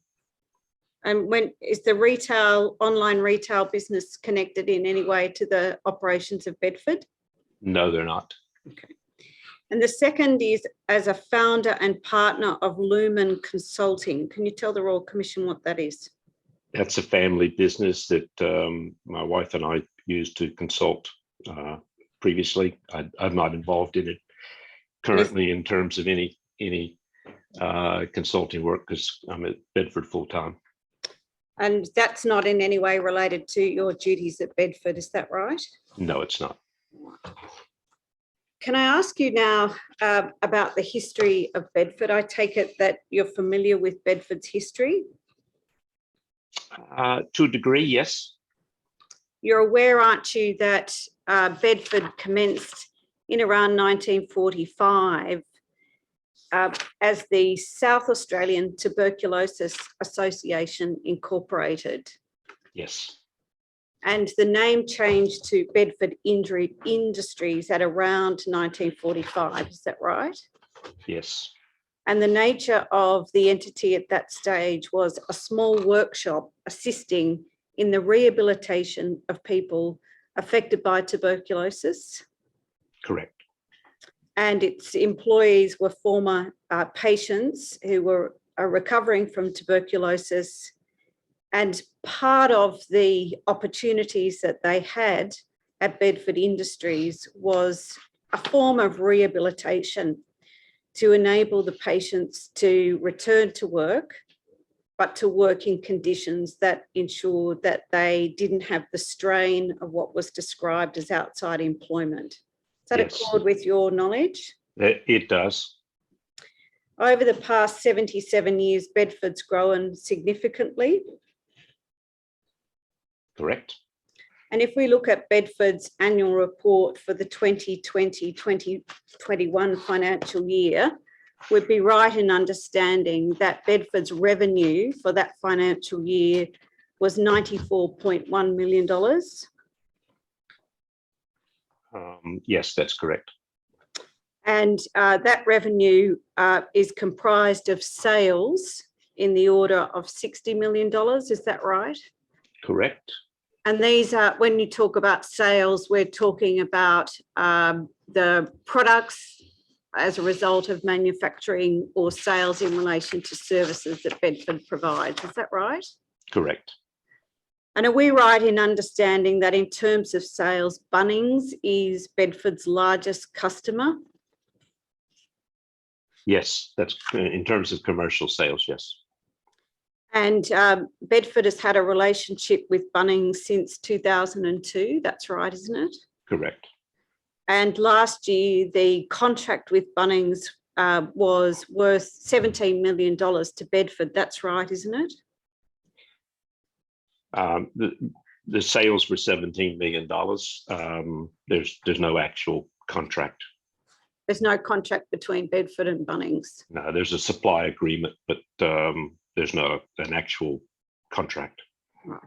Just coming back to the financial year 2020-2021, the annual report records an increase in overall revenue of $4.8 million. Is that right? That's correct. But the operating costs of the business are something in the order of $95.7 million. I'm rounding that down. Would you agree with that?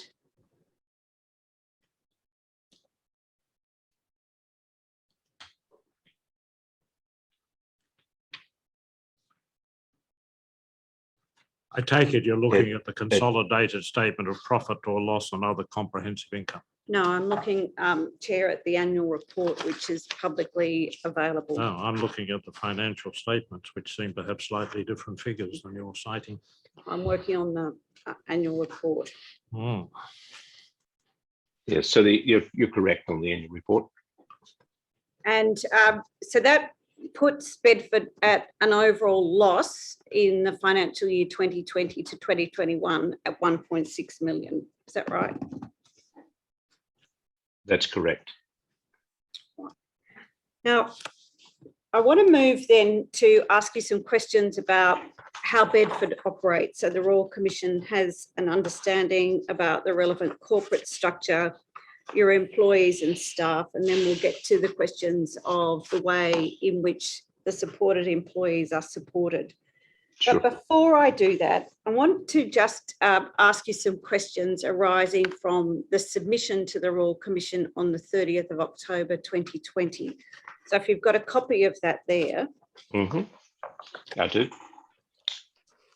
In that submission, and if you want to turn to page 5, paragraph 7.1, Bedford tells the Royal Commission that people with disability have experienced violence, abuse, neglect and exploitation in Bedford's workplaces as victims, as perpetrators and as witnesses. That's right? That's my understanding. Yes, this is precedes my time. Yes. And instances of violence, abuse, neglect and exploitation occurring in the workplace towards people with disability can occur between people with a disability, as well as being perpetrated by staff members without a disability. And then the submission goes on to detail some of those matters. Do you see that? Yes, I do. That's correct. Now, what you told the Royal Commission in October 2020 is that the most common instances of violence, abuse, neglect and exploitation occurring between employees with disability in the workplace involve conduct such as yelling, verbal abuse, physical abuse such as slapping, and inappropriate sexual conduct. The sexual conduct's described as unwanted kissing and touching. You see that? Yes, I do. You'd agree with me that if there are instances of yelling, but also instances of physical abuse and what might constitute inappropriate sexual conduct or sexual harassment, that they are extremely serious matters? I would agree, yes. And do you know, and if you don't, please, tell me, but do you know whether or not Bedford have kept any records of the prevalence of the violence, abuse and neglect and exploitation described in paragraph 7.3? And by prevalence, I mean the numbers. I don't know. Would you have any records indicating the percentage of employees with disability at Bedford who have been subjected to yelling, verbal taunts, physical abuse, or inappropriate sexual conduct? I wouldn't, but if Bedford had those records, I'm happy to take it on notice and provide it. Thank you. The report then suggests that in Bedford's experiences, these instances, as they're described, tend to be, albeit but not always, occur as a result of the perpetrator experiencing a significant emotion in the moment. And in that moment, they're not able to regulate their behavioural choices. Do you see that? Yes, I do. Is that, was that it? And again, if you don't know, please tell me, but was that intended to try to explain away the behaviour? No, I don't know, but I don't think it was intended. I've spoken to the author of this particular document, and I don't think it was intended to explain away the behavior. I think it was intended just to highlight the circumstances in which this frequently happens. When you say frequently happens, but is it still occurring at Bedford? Yes, it could and would occur at Bedford. Yes, it could and would. Okay. What has Bedford done since telling the Royal Commission about this in October 2020 to address the experiences of violence, abuse, neglect and exploitation at Bedford's workplaces? If I could refer you to paragraph 7.5.3, in that statement, there is a list of things that Bedford has done. I have since followed up behind this to ensure that these points are active and still in work. So Bedford has taken a number of steps to both reduce the incidents and also investigate the incidents as they occur. In terms of reducing the incidents, are you able to assist the Royal Commission as to what specific steps have been taken?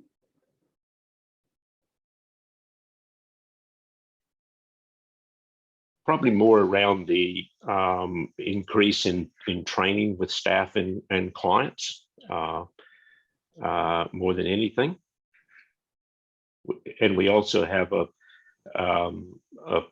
document management system that we use through a program called SkyTrust that records all the incidents, which allows us to then ensure that the investigations are followed through. In terms of investigation, are the investigations conducted internally by a member of staff, or are they investigations conducted by an external investigator? They would be internal. When you say internal, what would be a member of the HR team who might conduct the investigations? It depends on the level of the incident. It could be conducted by the supervisor and the personnel officer, who's the person responsible for supporting the employee.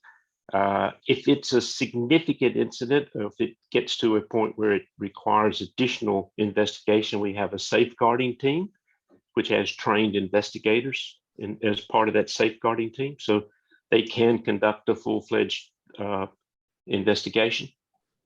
Are the investigations undertaken because somebody has made a complaint? Is that the way in which an investigation would occur?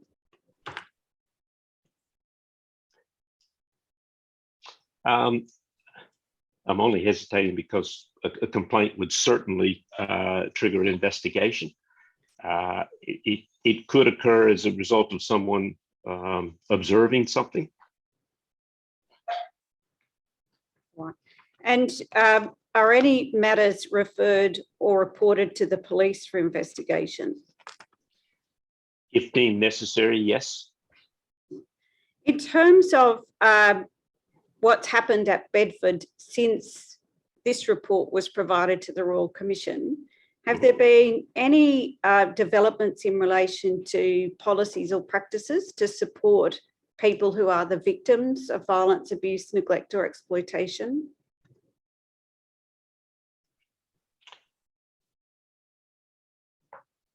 I couldn't answer specifically because of the time I've been in this particular role, but I would be happy to come back and advise you what has happened. Just looking at paragraph 7.3.6, you tell the Royal Commission back in October 2020 that Bedford's current approach is rights-based, with our response determined by the nature, impact and circumstances of the abuse, the needs of the impacted person, including their expressed wishes, as well as ensuring we meet legal and compliance obligations and our policies, procedures and process, the paramount consideration always being to ensure the safety and well-being of our employees and clients. So that's why I asked the earlier question, just to understand what steps Bedford has taken.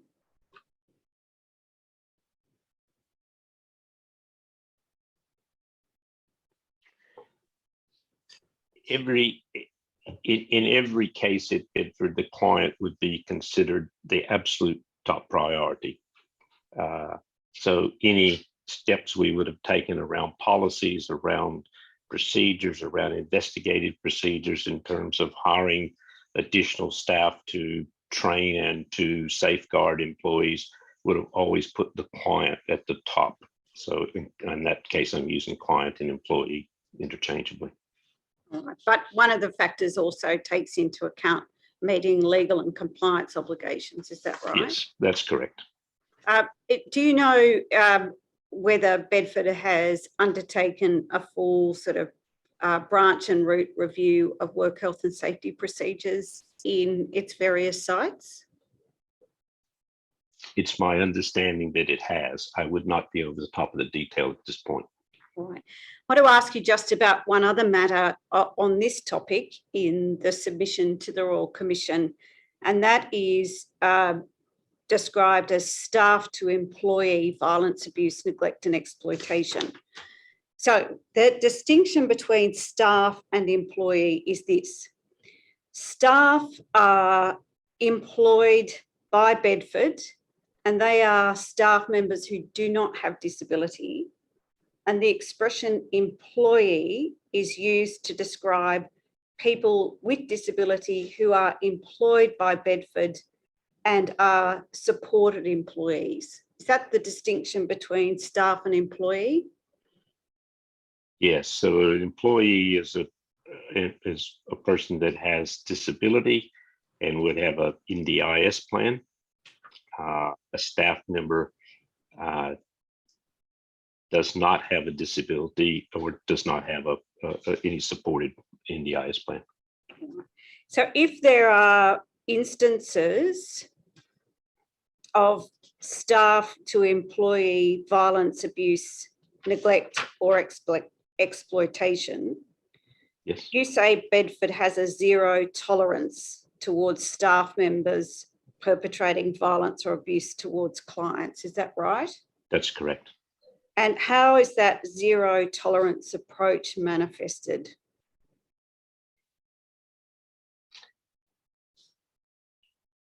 In terms of allowing a staff member to continue to be employed by Bedford, we would have a zero tolerance if we were able to, if we determined that there was some form of violence, abuse, neglect, or exploitation of an employee. We just simply would terminate that employment. And the submission records that the majority of, but not only, issues of abuse perpetrated by staff members without a disability relate to the inappropriate use of language such that the person with disability may feel intimidated or threatened. And Bedford's approach to dealing with staff has changed in many respects over the years in line with current standards and expectations of the time. Right, so can you help me with this a little bit? When you say inappropriate use of language that may cause a person to feel intimidated or threatened, what type of abuse are you actually talking about there? I would think it would be primarily swearing. So swearing at a supported employee. Correct. Can I ask a question, Mr. Mann? I'm getting the impression that you don't have a lot of detailed knowledge about these matters because you've only been at the organisation for 6 months. Is that right? That's correct. I don't have in terms of when this report was prepared in 2020. But do you have now detailed knowledge of the matters about which Ms. Eastman is asking you? In some cases I would, but in some cases I wouldn't be over the 100% of the detail. Who is in command of these matters within your organisation, do you think? They would generally flow through one of two executives in Bedford, through our executive in charge of human resources or our executive in charge of client services, depending on whether it's a staff or an employee. Would you agree with me that when we look at paragraph 7.5.3 about which Ms. Eastman is asking you, it reads like a public relations exercise, doesn't it? You're doing all sorts of lovely things like enhancing more transparent and consistent policies, procedures and processes, etc., but not telling us about what they actually are.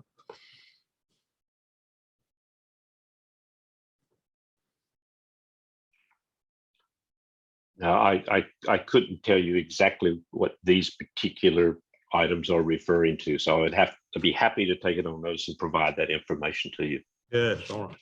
Mr. Mann, you may not know this. Do you know whether or not the submission to the Royal Commission of the 30th of October 2020 was approved by the board?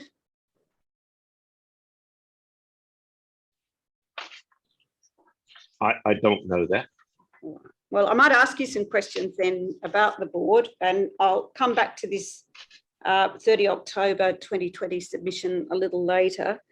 So the two entities, the Bedford Group Limited, that's a company limited by guarantee.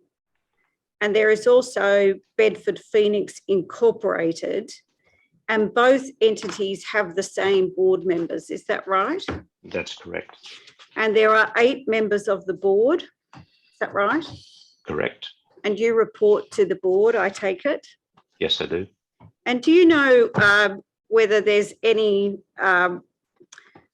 document in the form of a constitutional procedure that sets out the qualifications of the board members? I know there is a skills matrix that details out the skills of the various board members. Looking at their profiles in the annual report, the 8 board members have a very sort of business focused experience. There's accountants, lawyers and business people. Is that right? That's correct. And are you aware as to whether any of the current members of the board are people with disability? To my knowledge, none of the members of the board have a disability. We do have a member on our board who has a lived experience through a sibling with disability. And do you know if there, and again, I appreciate you're only new in this role, but do you know if there's ever been a person with disability serving as a member of the board? No, I couldn't answer that in terms of previous board members. Do you know whether there's ever been any consideration of board members being people with disability? I have not been involved in any criteria around selection of directors, no. When you talk about a skills matrix, does that matrix include having experience working in a disability organisation?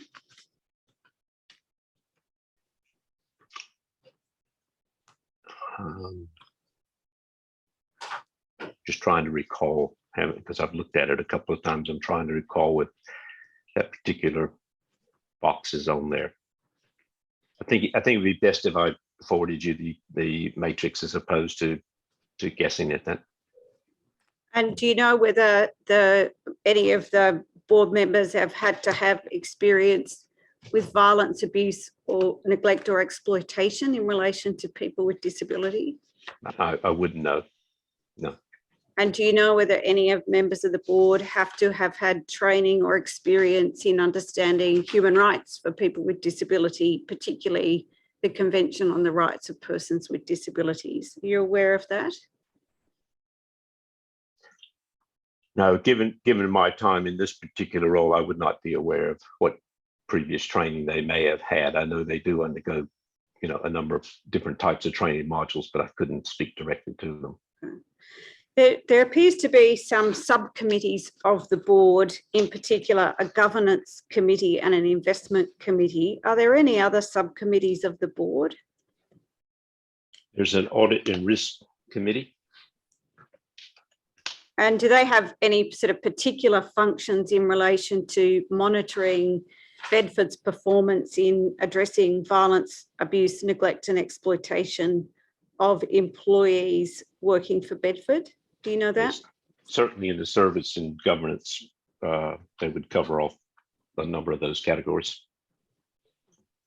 Now, can I turn then to the senior executive team? And I think you've provided, as an annexure to your statement, the direct reports as at April 2022. And so if I can summarise it this way, you have a number of direct reports. There's currently the Chief Operating Officer role that's vacant. That's your previous position. That's correct. There's a Chief Financial Officer. Correct. An Executive Manager of Client Services. Correct. And an Executive Manager of People, Communications, Strategy and Quality. Is that right? That's correct. And then the 4 senior managers then have a team reporting to those managers. And they then all in turn report up and to you. Is that right?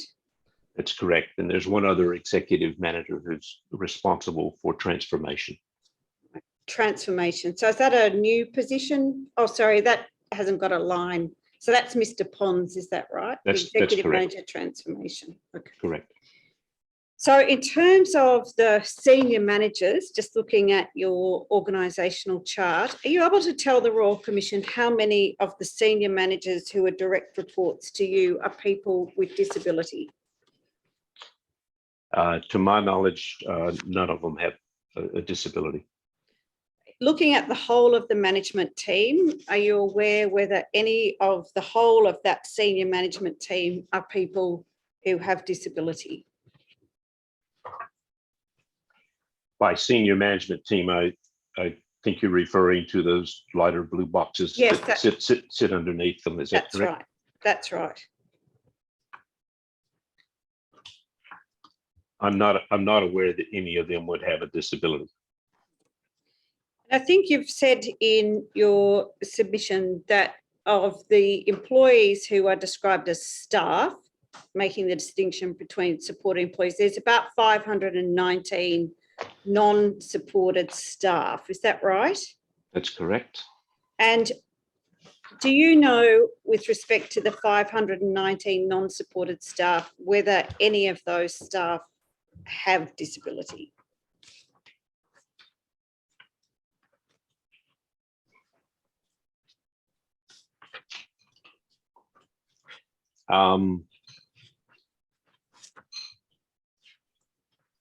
In order to be accurate, I would have to say no. No. Be happy to provide that to you, though. Right. Now, we've seen that there is a committee called the Employee Consultative Committee. You're aware of that committee, aren't you? Yes. And what is the role of that committee? Does that report to the board or does that report to you? Or No, into that senior management structure that it reports into that or works through that senior management structure. Do you? So that consultative committee would meet and discuss anything that was important to employees and that they wanted to raise and have discussion on. So it could vary anything from topics around negotiations around enterprise agreement to policies and procedures. And so those get discussed at that level and then referred up to the appropriate senior executive for consideration. The committee consists of employee representatives who are Correct. nominated or elected by the employees from the various work groups. Is that right? Correct. That's my understanding, yes. And also a minimum of 3 employer representatives chosen by Bedford. Is that right? Correct. Okay. And the purpose of this committee is to look at issues around safety and job security, efficiency, quality and productivity of Bedford, its products and services. Is that right? In the main, that's correct. I don't think this committee is limited to that, but it certainly would be the main. It also looks at equal opportunity for all employees to learn and develop skills that will be of benefit to them in Bedford. Is that right? Yes, correct. And also to encourage and enhance consultation and communication between employees and management, to give everyone a chance to have their say, give their points of view and contribute to decision making. Is that right? That's correct. And can you tell us, how does the work of the committee enhance the consultation and communication between employees and management? It's an opportunity for employees to come into a forum where they have the opportunity to speak and talk about anything they really want to discuss. There's nothing there that would inhibit them from talking about whatever they want to talk about. So we try to allow that forum to be a place where their voices can be heard, and it can be heard around any particular subject. The people that they work with from the actual staff of Bedford are trained in working through these. They have specific training in terms of dealing with people with intellectual disability. So they can encourage them to speak up or encourage them to go further in talking about it. So it's just a forum that Bedford wants to use to hear what people have to say, because it's not always easy in the employment environment for people to have a voice and be heard. So we're trying to make it a way that people can be heard. In terms of people being heard, do the outcomes of the committee make their way up to you for action? Do you act on any advice from the committee? They do, and I have already in the short time seen and acted on one particular issue. And do you go to that committee to seek advice and assistance? I don't personally, because it might inhibit the discussion, but I certainly would have a lot of confidence in the people that are there to promote the opportunity for people to speak up. Would you, for example, go to that committee to seek advice about how Bedford is responding to the violence, abuse, neglect and exploitation described in the submission to the Royal Commission in October 2020? I couldn't answer if that was done. Are there, other than this particular committee, what other fora are there for the supported employees to be able to be heard or involved in any decision making at Bedford? So there are a number of different ways. We have, I think you would have heard through other evidence, we have personnel officers who are available to support and discuss anything with an employee and to listen to any information they wish to provide. We have a significant number of different types of communications through social media. We use we've just launched an internal version of Facebook in Bedford called Workplace, which is used in quite a number of Australian companies, which that allows communication around all sorts of subjects. Different groups are formed and they can discuss anything they'd like in terms of using that social media platform. And then obviously we have all the other social media platforms that are there. We also have our executives and our senior management visiting all 14 sites on a regular routine basis to ensure that there's access to senior management, not only in the metro areas of Adelaide, but in the regions of South Australia.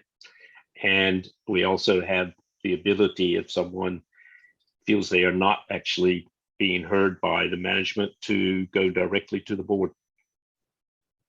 Do you know if any of the supported employees have gone directly to the board to raise any concerns or issues that they may have? I'm aware of one in my time, yes. One. I want to ask you now about the employees. So I think you've told the Royal Commission Bedford's the second largest employer for people with disability in Australia. And the number of supported employees will be somewhere over 1,000. So it might be 1,100 or it might be 1,300. Depends on, I suppose there's different counts I see in the different documents. It probably, from a supported employee standpoint, varies somewhere between around 1,060 up to 1,100, but that could vary just depending on when you actually take the head count. And you provide... we distinguish between a client which may receive other services from Bedford, that they are not actually employees or supported employees. So if you had 1,300 clients, they may be people attending day programs or receiving accommodation services or other services, is that right? But not working for Bedford. That's correct. So that expression, supported employee or employee, is to identify people who are in paid employment with Bedford, is that right? That's correct. Okay. So in terms of Bedford's operations, you have had some operations interstate for a time in Victoria and New South Wales, but are we right in understanding that primarily Bedford's focus is in South Australia and you've got 14 sites, is that right, where work is performed? That's correct. We no longer have any sites outside of South Australia. And some of the sites are in regional parts of South Australia, is that right? That's correct. And in those places, and I don't need you to go into it in any detail, but in summary, would it be fair to say that in some of the regional areas, you might be the only organisation or entity providing employment to people with disability, is that right? Yes, that could be correct. Now, of the supported employees you've provided to the Royal Commission, as far as the internal records disclose, an overview of the nature and scope of the employees with disability. Would it be fair to say that the majority of the employees are people with intellectual disability? That's correct. And the records of Bedford also will identify if the person has multiple disabilities and you grade them by primary, secondary or other. Is that right? That's correct. Then just taking a snapshot of the employees, 70% of employees are men. Is that right? Yes, that's right. And in terms of the breakdown of employees who work full-time versus the employees who might work part-time, 14% of the employees work on a full-time basis. Is that right? That's correct. And for the employees who otherwise work part-time, they might be working 1 up to 4 days a week.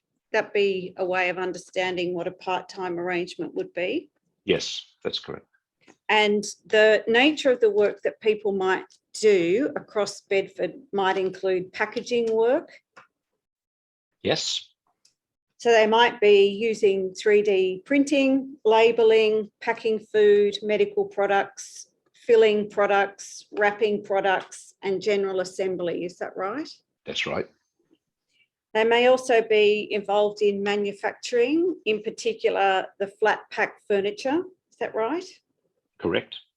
And it's these flat pack furniture which make their way to Bunnings. Is that right? That's right. Yes. And I think in the annual report that there has been, it was quite a good year for the manufacturing group, was it not, in the 2020-21 financial year? It was. It certainly just aligned itself with the growth in Bunnings with all the lockdowns on the East Coast. Right. So one benefit of the COVID was more people doing DIY at Bunnings and more demand for your products. Is that right? Correct. I think the annual report says that there was some significant growth and increased sales in the second half of 2020 and January, March 2021. And that was really around the assembly of shelves and garden beds and matters of that kind. Is that right? That's correct. Yes. And that manufacturing work has expanded now to do some stainless steel outdoor kitchens and high-end assembled products, which are, if they haven't already, soon to hit the Harvey Norman stores. Is that right? That's correct. Now, there's a reference in the annual report to something called the social supply chain point of view. Is that a new initiative in terms of manufacturing or a different approach to the way in which the products might be sold? That's a new approach to the way that Bedford is trying to transition from the old model of pre-NDIS block funding to the new NDIS funding model. We talk about a Bedford social supply chain, and what we mean by that is there's an actual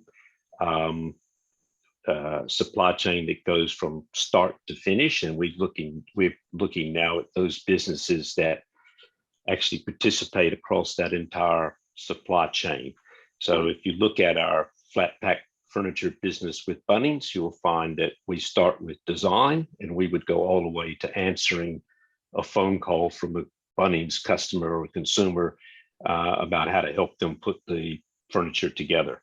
So that we cover off the entire supply chain across that particular business unit. The reason for that, and I think it's probably helpful to understand, is when you look at the old block funding that was in place pre-NDIS, that funding was all about the more jobs you created, the more money you received in terms of government funding.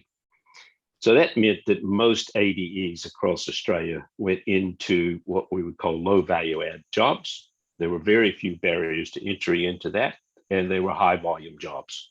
So you created more jobs, you got more money. That changed with the NDIS. The NDIS no longer subsidizes wages. The NDIS essentially is a professional services model.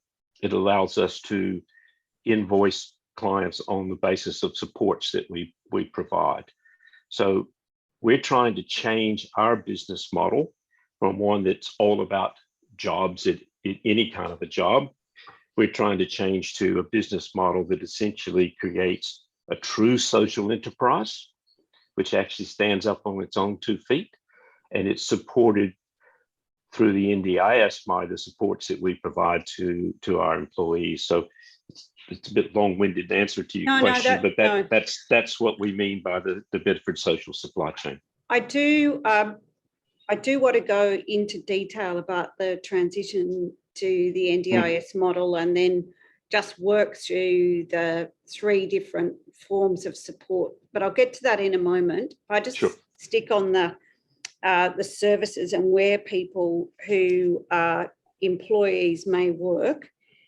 They may also work in part of the business on commercial landscaping and grounds maintenance. So that's all aspects of horticulture, landscaping, revegetation, fencing, weed control, and even concreting. Is that right? That's correct.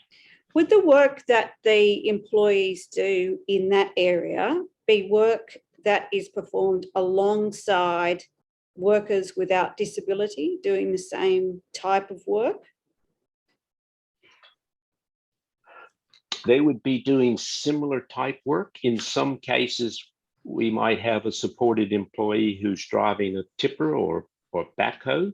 And in other cases, they could be supported employees that are doing tasks more around things like landscape, watering systems, irrigation systems, those sorts of things. So it would vary a little bit, but we have very high functioning clients in that particular landscape construction, as well as more medium. The description of the commercial landscaping and grounds maintenance would suggest that the employees will have had to have undertaken a particular level of training to be able to perform the functions that are described: fencing, weed control, concreting. They're not things you just pick up without training, are they? No, they're not. But yes, they would undergo extensive training in those areas. It's also the area of maintenance and commercial cleaning. Can you help us sort of understand a little bit more about what the nature of that work involves? Most of that is internal. We don't do any external cleaning any longer. We did at one point. So it would be cleaning the facilities that Bedford operates. So we have our own internal cleaning team, and we have our own internal maintenance team.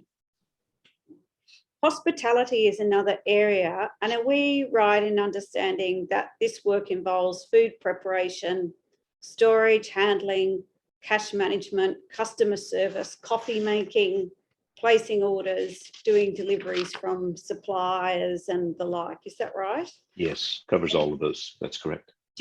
Does Bedford operate a cafe in the city? No, again, that at the moment is all internal. So we would operate hospitality and cafes in our Panorama site, our Torrensville site, Elizabeth site. So in effect, it's hospitality within the relevant Bedford setting rather than to external customers. That's correct. Right? Yes. Then one of the other areas, you've got commercial laundry, administration roles and embroidery. So does that cover the span of the areas where the employees might work? Yes, the only one that's probably included in the manufacturing that it's not specifically broken out is we have a timber processing business where we take offcuts from and waste cuts from the two main timber producers and turn them into pickets for picket fencing and decking. Now, the longest serving employee has worked for Bedford for 52 years. Is that right? That's right. And that's what, 52 years continuously? Yes, I believe it is. His name is nice. I've met him. Now, for the supported employees, the terms and conditions of their employment are covered by a contract of employment. Is that right? Correct. And their terms and conditions are also set out in an enterprise agreement. Is that right? That's correct. Now, in terms of the contract of employment, is that a written contract of employment? It is. And is that a standard form contract that all supported employees receive? In the main, it's standard, yes. Are they able to negotiate the terms and conditions of their employment at all? They do in terms of hours worked or days they particularly want to work or times of days that they want to work. Are they able to negotiate the starting wage? The starting wage would be determined by the wage assessment tool. But if an employee said to you, look, I'm coming over, I'd like to start at Bedford, but I've actually already got 20 years in the industry. But they negotiate a starting wage for their particular employment that doesn't require them to start at the bottom classification?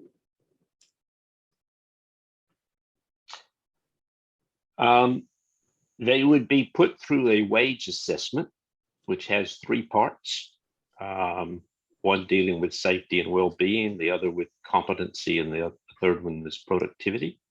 And they would be, their starting wage would be determined as to how they rated in that particular assessment.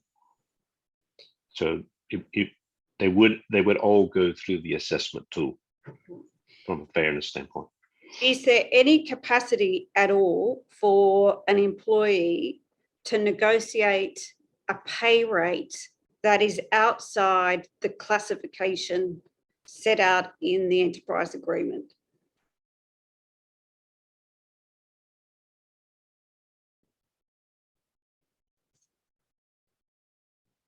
I'm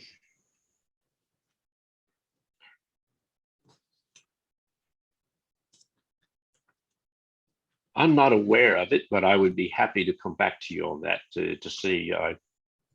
So I rather than just say an absolute no, I would certainly take it on notice and provide you an answer. Okay.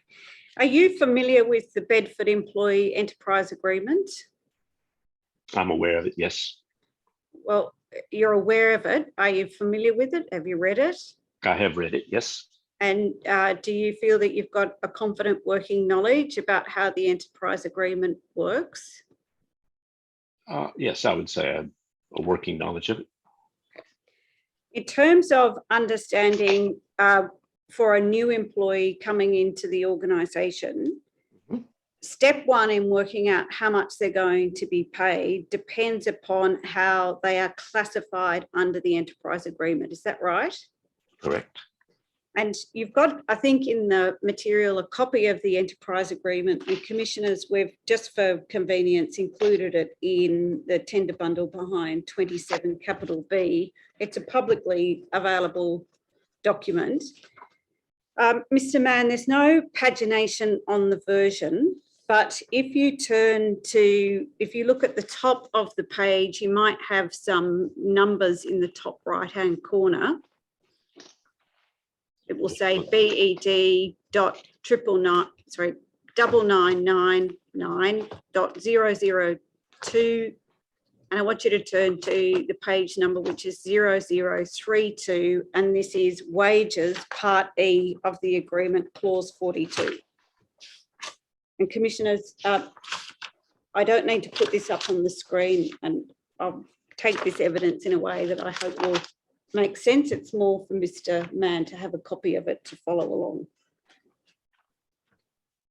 All right. Have you got that, Mr. Mann?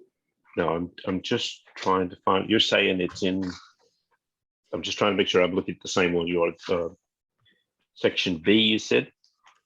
So the Royal Commission's got some tender bundle documents. Yes, I've got They've that. got tab numbers, and there's Yes. a tab 27 capital B. And that should be the enterprise agreement.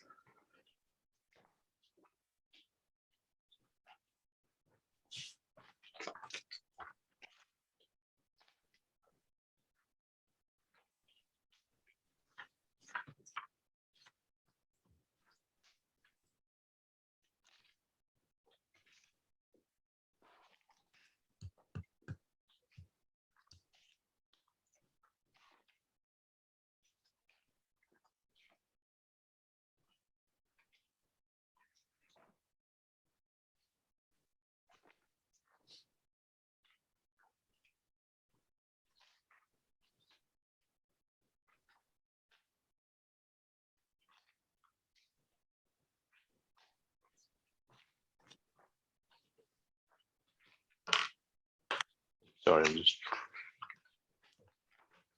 I know it's here somewhere. I'm just looking to find it.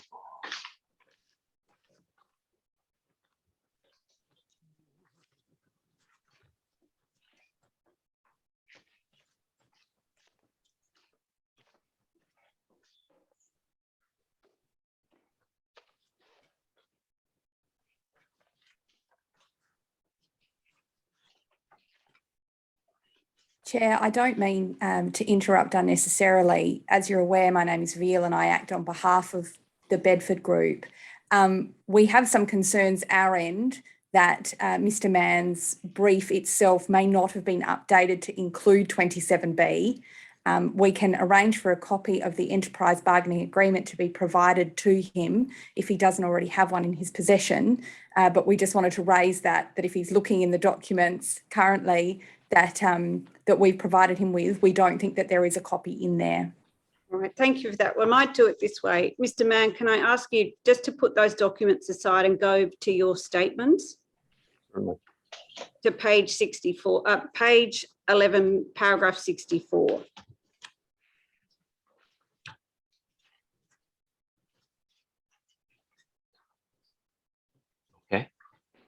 And you've got a table there referring to the classifications, and it says EC and then levels 1 through to 5. Is that, you see that? Yes. All right. To understand what EC through to level 5 actually means, will you accept what I'm about to put to you? The enterprise agreement at paragraph 42.2 describes the levels as follows. EC is commencement level. Level 1 is single step tasks or skills. Level 2 is simple routine tasks, skills. Level 3, tasks involving some precision. Level 4, more complex tasks, some judgments needed. And level 5, tasks with judgments and initiatives. That's how the levels are described in the agreement. Do you see that? Or you accept that? That's correct, and I have found a copy of the agreement. Okay. So if we look at the number of employees working at Bedford, it would be fair to say by far the majority are at the level 2, which is people performing simple routine tasks or skills. You agree with that? Yes, I would.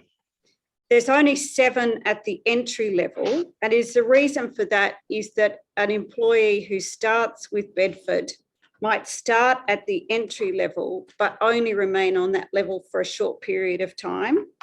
That's correct. They might move within 3 months or something.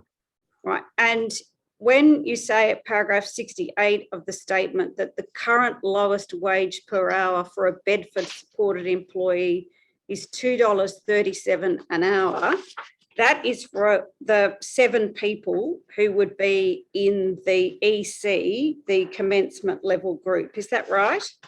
Yes.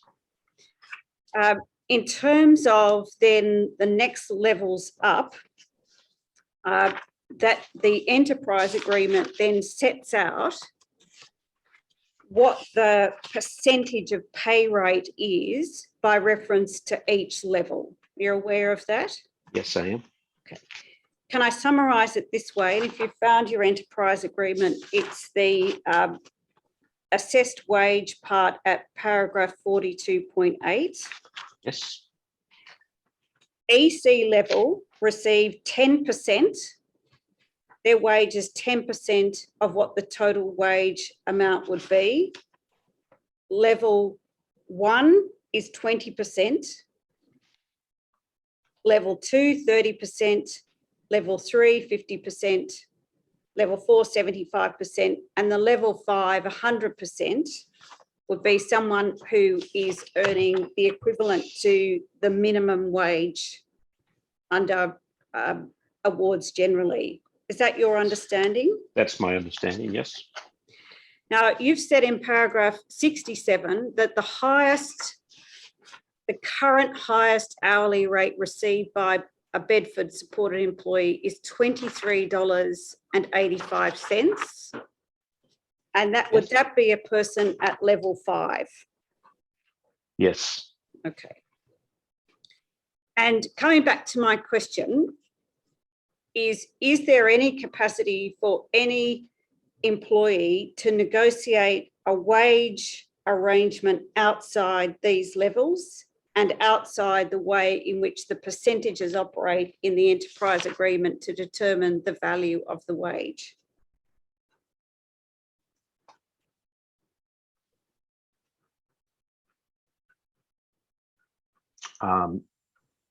I would suggest that they're only paid at these levels, but I would prefer that I actually give you an accurate response check on and that. come back to you. Yes.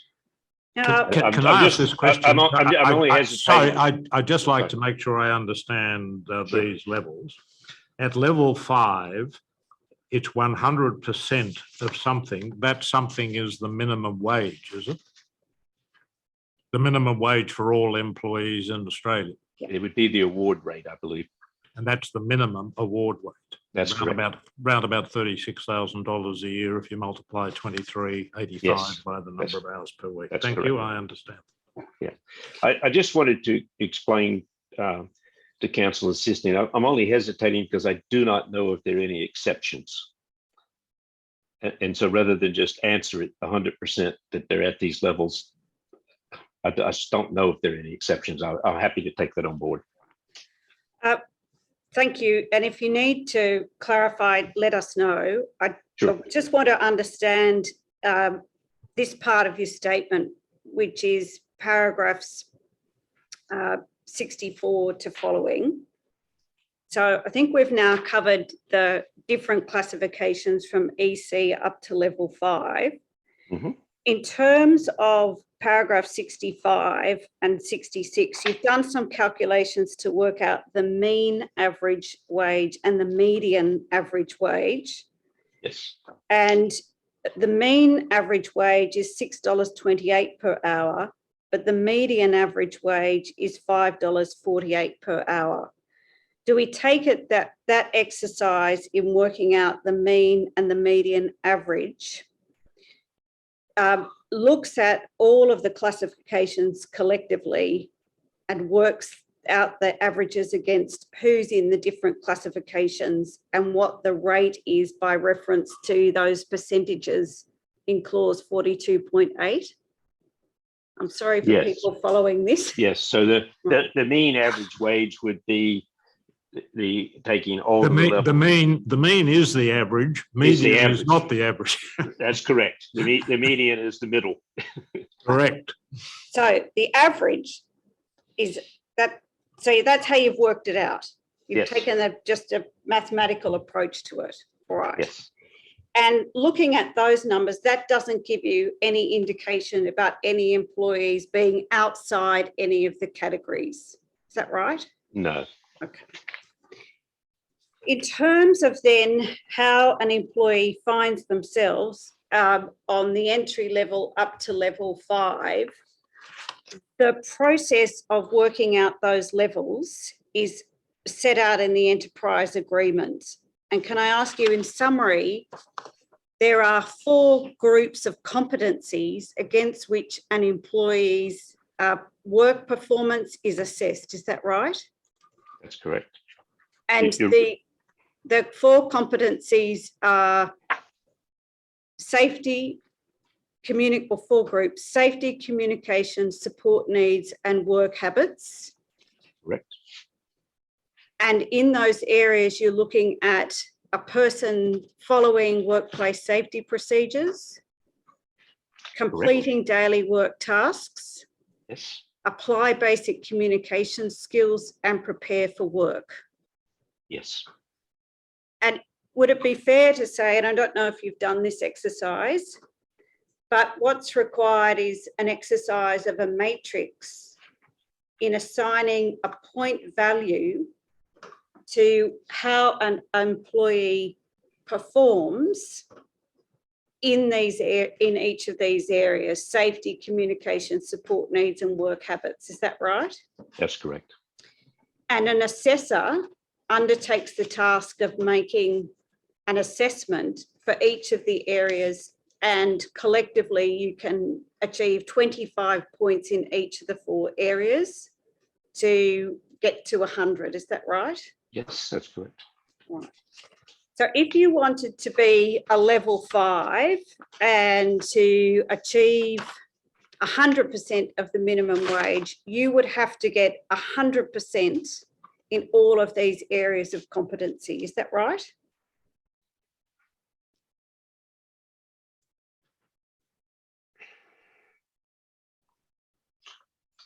I'm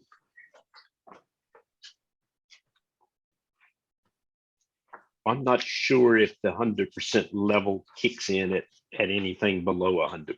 So again, I'd have to take that on board to accurately answer that, because you're talking about the use of the wage assessment tool.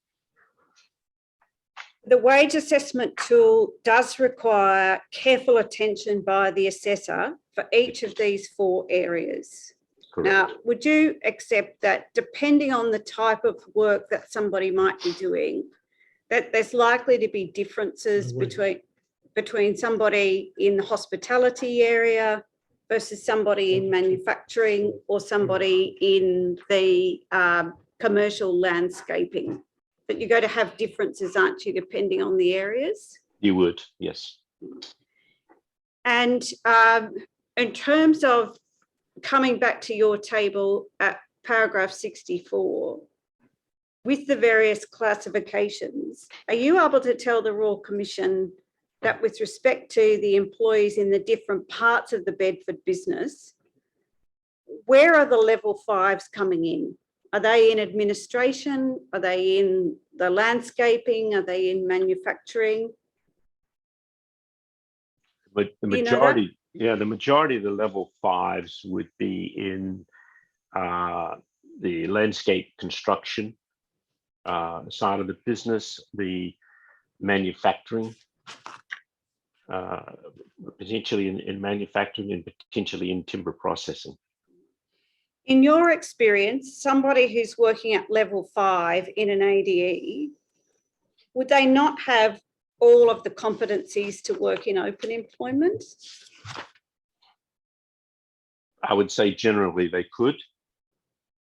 And what about level 4? Looking at level 4, it's 75% of the full grading. Would the level 4s not also have the competency in the areas of workplace safety, performing daily tasks, basic communication skills, or preparing for work to also have the competency to work in open employment?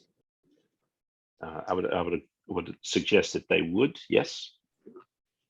And do you know of the 143 employees in level 4 and level 5 at Bedford, whether any of those individuals have been encouraged or assisted to move to open employment?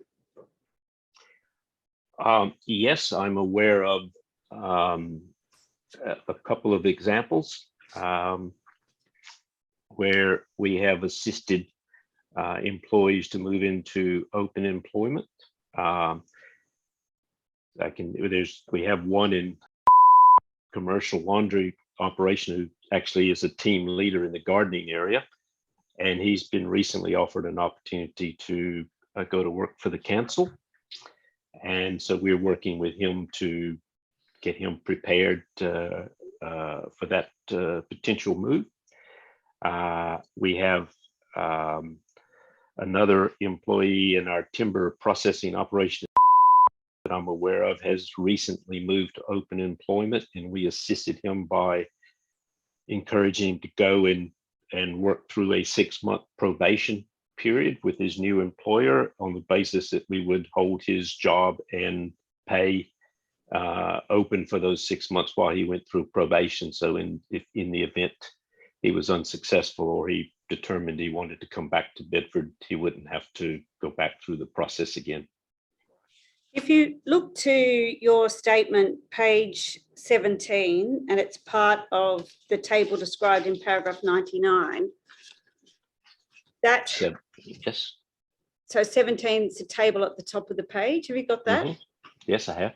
So looking at the last financial year, only 4 of the employees transitioned to open employment. So that's less than 1%. Is that right? That's correct. And from your knowledge, were those 4 employees at a level 4 or level 5? I would not know that. Okay. Now, I think you've said in your statement, if you turn back to page 15, paragraph 86,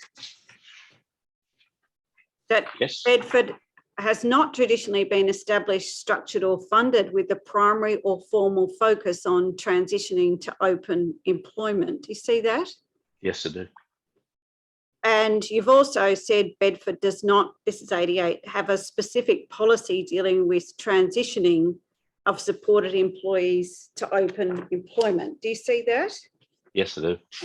If I can take you back to the enterprise agreement, just to that clause 42, and in Sure. particular, clause 42.1.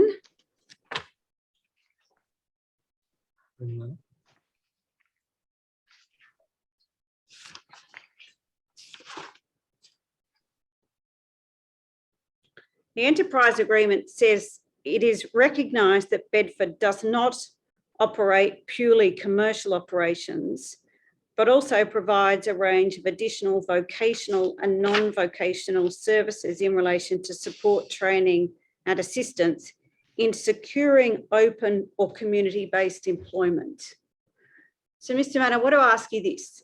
You've said in your statement, we're not really in the business of transitioning people to open employment, but the enterprise agreement approved by the Fair Work Commission seems to suggest that that is what your business is, and that the wage and rates of pay are premised on providing support, training, assistance in securing open and community-based employment. Do you agree with that? No, I wouldn't agree that the enterprise agreement is suggesting that we have a procedure or policy or that we are actually promoting training employees to move into open employment. Where an employee identifies they want to move into open employment, we certainly would assist them in any way we possibly could, even though that's not a funded support. That would just be because we care, basically. So we have, I mean, I'm aware of examples of people that have talked to us about it and have transitioned into open employment where we have spent time with them, making sure that they fully understand what open employment is going to be about. And we can talk more about the transition to open employment under NDIS when we get to that. But I wouldn't suggest that the enterprise agreement is attempting to say that we are a vocational service that is actually set up to transition people from ADE to open employment. Well, has the model in relation to the employees been to actually keep them in employment at the ADE rather than train them up, provide the skills and then assist them to transition to open employment? Is that right? Yeah, I'll answer this because it's in transition. So if you went again back to the former block funding model, there would have been no terms of reference around open employment, and there would have been even very little incentive to transition people out, because our income was driven by funding for jobs. So you can see that there wouldn't be a lot of activity in that area. So as we've transitioned to the NDIS, there is no funding in the NDIS for training or for transitioning to open employment. So we can discuss that in when we get to that section. But so again, ADEs in general, I would suggest, and in specifically Bedford, have not had established policies and procedures in training employees to move to open employment. Where an employee identifies it or where we're aware that someone would like to move into open employment, we've generally assisted them in how to do that.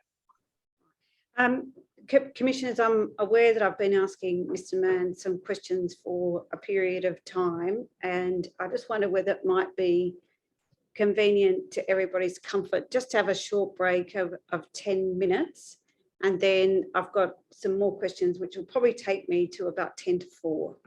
So that's Sydney time. All right, it's now nearly 10 to 3 Sydney Brisbane time. Let's resume at 4:05 p.m. Thank you. The Royal Commission is now adjourned.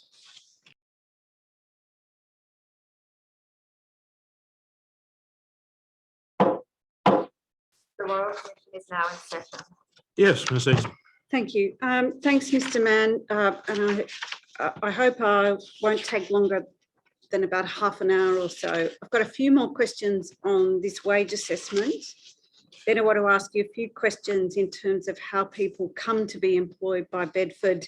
And then I want to come to the NDIS transition. So those are the three areas. So just finishing up in terms of the wage issues, the Royal Commission has heard from employees of Bedford that they have to undertake what is called an ITP, an individual training performance assessment. Is that right? Is that an annual thing? I think you're on mute, Mr. Mann. Apologies. Yes, it's an annual review where the employee has an opportunity to discuss what goals what they'd like to set, and also with Bedford what goals we might recommend for them to set. And then there's a review on every second year in regards to productivity. So each year they do an exercise of setting goals about what they wish to do in their employment, the types of jobs or work they might wish to do. Can they set goals about leaving Bedford and transitioning out? They could. I'm not aware of anyone that has, but there could have been. And then does that annual assessment have any role to play in making the assessment of the general competencies that we looked at a little earlier in the enterprise agreement for the purpose of working out somebody's wage rate? So it would be the starting point for a conversation between the personnel officer, and then there is actually a wage assessment tool, which is what you partly referred to in terms of the breakdown of that, and then that they could be reevaluated under that wage assessment tool to determine whether their wage would go up based on what they may have achieved over the previous 12 months. And the enterprise agreement requires wage reviews to be undertaken at least every 24 months, or if a significant change in productivity or skill warrants such. You're Correct. Aware of that? Or? I am, yes. So if, for example, somebody in their annual performance review demonstrated a significant change in their productivity or skills, that would justify a review of that person's wage on an annual basis. Is that right? Yes, that would be correct. And do you know whether Bedford has a policy that enables annual wage reviews to be undertaken by reference to significant change in productivity or skills? There is an annual individual training plan that you referred to, which would be the trigger for that. And if the individual plan didn't trigger that, then an employee could expect the wage review to be done every 24 months. Is that an expectation that a person's wage would increase every 24 months? They go up a level, for example? There's maybe an expectation they could go up. There's not an expectation that they actually would, because it would depend on whether their assessment had increased. Right. Do the employees receive copies of their ITPs and the wage assessment documentation, so the work done by the assessors? Do they get copies of that? My understanding is they can have a copy. I am certainly aware of the statements that have been made, and I would think that that's something Bedford should look at in terms of perhaps maybe having an opt-out if you don't want a copy instead of an opt-in if you do want a copy. That would be something you'd look at Yes, doing? I don't think there's any reason not to give anyone a copy. Now, we have heard from the Fair Work Ombudsman that some ADEs have undertaken a review of their payments to their employees and detected some underpayments and then self-reported to the Fair Work Ombudsman. Has Bedford undertaken a review of that kind to detect if there has been any underpayments? Yes, we have. We've undertaken a review of approximately 7.5% of the employees at this point. And that's been an internal review, and that's now being reviewed externally as well, just to double check behind the internal review. To date, we haven't found any evidence of underpayment, but we will continue that to carry out that review both internally and externally. Is that the same review that was referred to in the open submission that you provided to the Royal Commission in October 2020, where you told the Royal Commission that you're currently working through the historical application of the wage assessment tool, or is it a different review? I think that was the early predecessor to the review that actually took place, yes, because it was around the use of the wage assessment tool. And has this work coincided with Bedford participating in the Fair Work Commission's trial?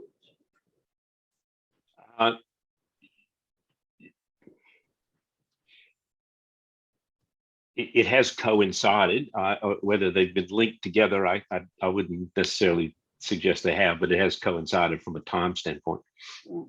Now, the Royal Commission has heard, and I mentioned this in the opening remarks that I made yesterday, is that some people advocate that wages in ADE should be the same as wages for people without disability, and at least meeting that minimum wage set by the Fair Work Commission. So you've heard that?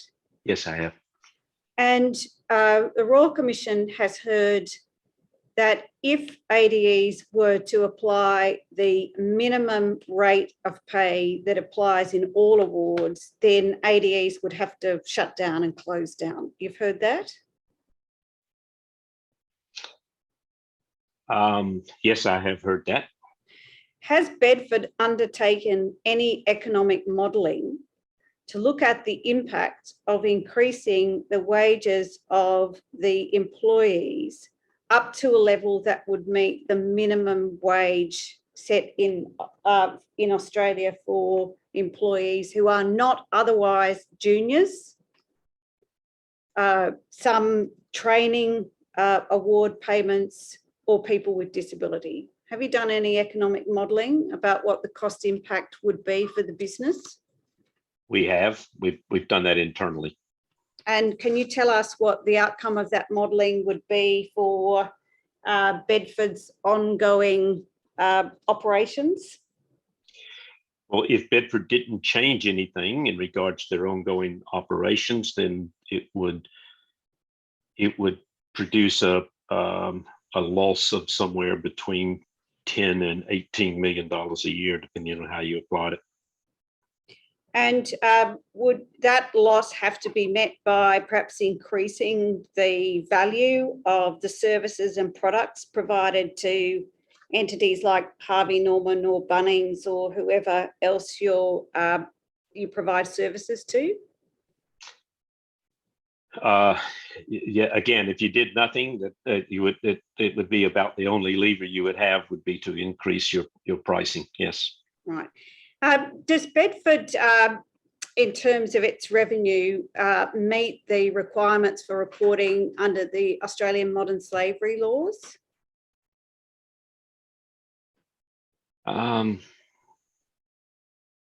I don't know. I'd have to take on notice. You're asking about the size of Bedford in regards to its its revenue line. Yes. Yeah, I'm not entirely clear whether we do or don't. Right. So just a few questions now about how Bedford recruits employees. And you've addressed this in the statement, and you've provided to the Royal Commission as part of your annexure or to the statement some policies for recruitment. Have you got a copy of that with you? Yes, can you tell me which specific annexure you're? I think my numbers are not a little bit out. So I've got it as annexure 13, but I'll just have to check that. I've got 13 as some case studies. No, 13 should be the recruitment policy. Sorry about that. I think my numbers are a little out. Yes, so it is 13. It says supported employment recruitment. So 13 in the bundle. Oh, in the bundle. Okay. Commissioners, if I could again be of assistance, in Mr. Mann's bundle, it should appear as annexure 11 to his statement. Right. So, Mr. Mann, it might be 11 in your bundle and 13 in mine. Okay, that's as long as I get on the same page as you. Okay, I found it. HR 14. So this is a supported employment recruitment policy. And are we to understand the policy is a policy to be followed by those in Bedford who are responsible for recruiting new employees? That's correct. Right. And are you familiar with this policy? I have read it, yes. Right. And this policy has been prepared to take into account the transition to the NDIS. Is that a fair understanding? That's correct. And the policy has got to be read with a number of associated documents, which appear at paragraph 7 on page 5. Yes. And those documents include an employment contract, which I asked you about earlier. Is that right? That's correct. Yeah. Okay. And you also have another document called the Employment Induction Handbook. Is that provided to employees after they're successful in obtaining a job at Bedford? That's correct. Yes. Okay. Right. Just looking at the policy in relation to recruitment, on page 2 of 5 at paragraph 5.2, there's some eligibility criteria. That's correct. Yes. And if somebody wants to work for Bedford in supported employment, they have to meet this criteria. Is that right? Do they have to meet all of it?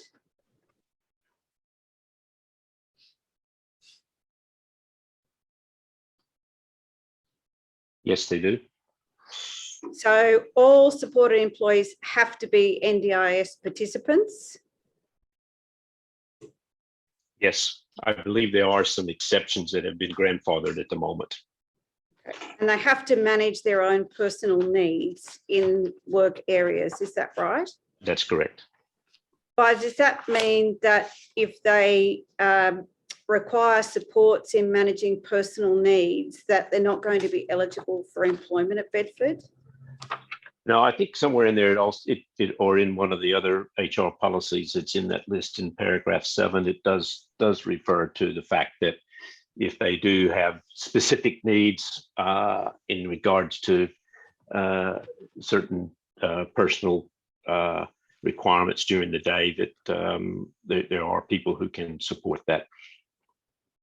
And this matter, which is described as that the person does not have behaviour problems or medical conditions which may result in them endangering themselves or others in the workplace. You see that? Yes, I do. How is that assessed as part of the application process?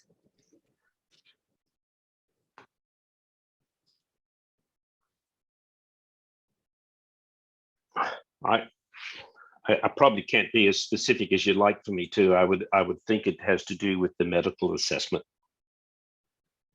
what is the relevance of a medical assessment to the work that the person might be performing at Bedford? No, it's relevant to the behavior. If someone is has a history of self-harm or something.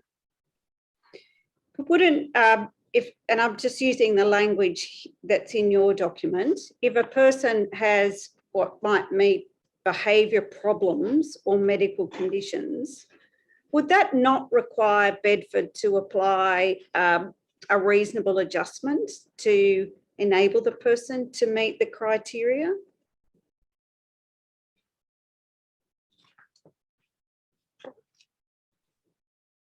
Are you asking me, would Bedford be required to adjust the working conditions to allow them to work? Is it what you're asking? Well, I'm asking about reasonable adjustments. You'd be aware, wouldn't you, that there's an obligation to make a reasonable adjustment to enable a person to meet condition or requirements? Yes, and I would think we would do that on a fairly reasonably frequent basis where people need adjustments. But does Bedford have a standalone reasonable adjustment policy? I don't know. I would have to take that on notice and come back to you. So then the application process is set out on page 3 of 5. And can I summarise it this way? It requires an application to be made, some checking to be done as to the person's suitability for work. Yes. And next they may have to attend an interview and to go through an interview process. Is that right? That's correct. And in some cases, the person might have to come back for a second interview. Is that right? That could be, yes. And are we right in understanding that it's during this application process that Bedford will determine where the person might work in the business, and that might depend on where they live or their skills or their interests? So Bedford decides where they'll work, is that right? Bedford in conjunction with the potential employee. But the process says every consideration will be given to accommodate an individual's personal choice. However, Yes. if their first preference is not available, other options will be discussed, allowing them to make an informed choice about their application. That's correct. They would be allowed to make a choice. So if someone wanted to work in landscape construction, for example, and there were no job openings, vacancies available in landscape construction, then there would be a discussion around what their next choice might be. And if someone's successful in the application process, this policy suggests that they will start under a 6-month trial period to assess their suitability for a placement and training at Bedford. Is that right? That's correct. And is it the case that if they're undertaking the 6-month trial period, they would be assessed at that EC entry level? Yes. And so if a new employee was coming in, it's likely that they would be on that rate of just over $2 an hour for the 6-month period. Is that right? For that period of that probation, yes. And then at the end of the 6 months, there'll be a review and an assessment about where they might be suitable for ongoing work. Is that right? That's correct. In terms of Bedford's recruitment practices, do you target any particular groups for recruiting new employees? So I can probably speak to a couple. Bedford is primarily employing people with intellectual disability.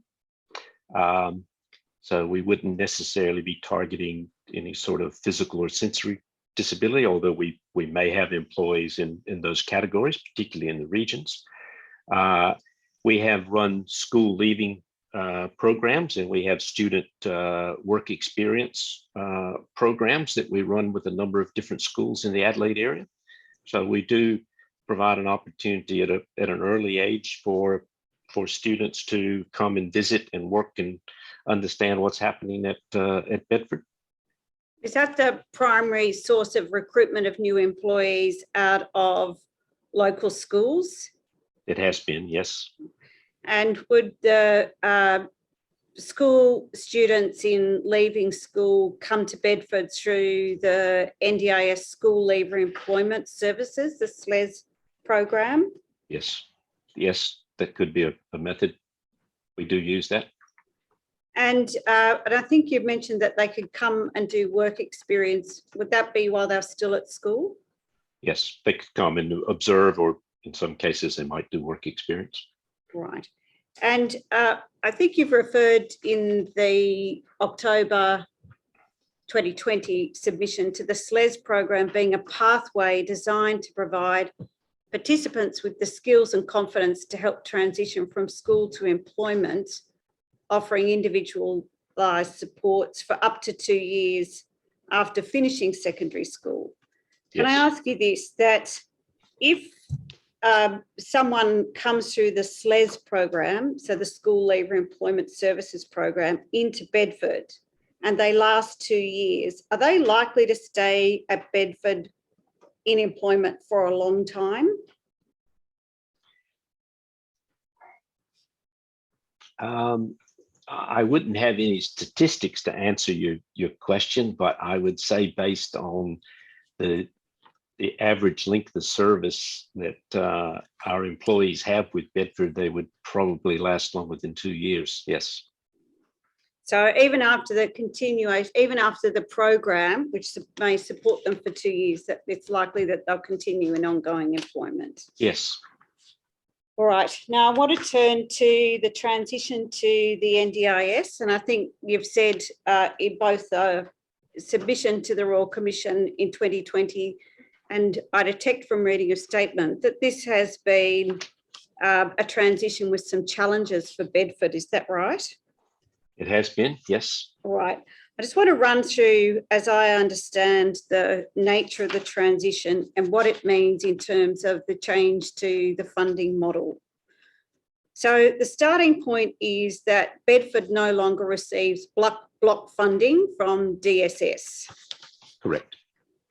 So the way in which the supports are now characterised is that for each individual employee, they will have an NDIS plan. Is that right? Yes, that's correct.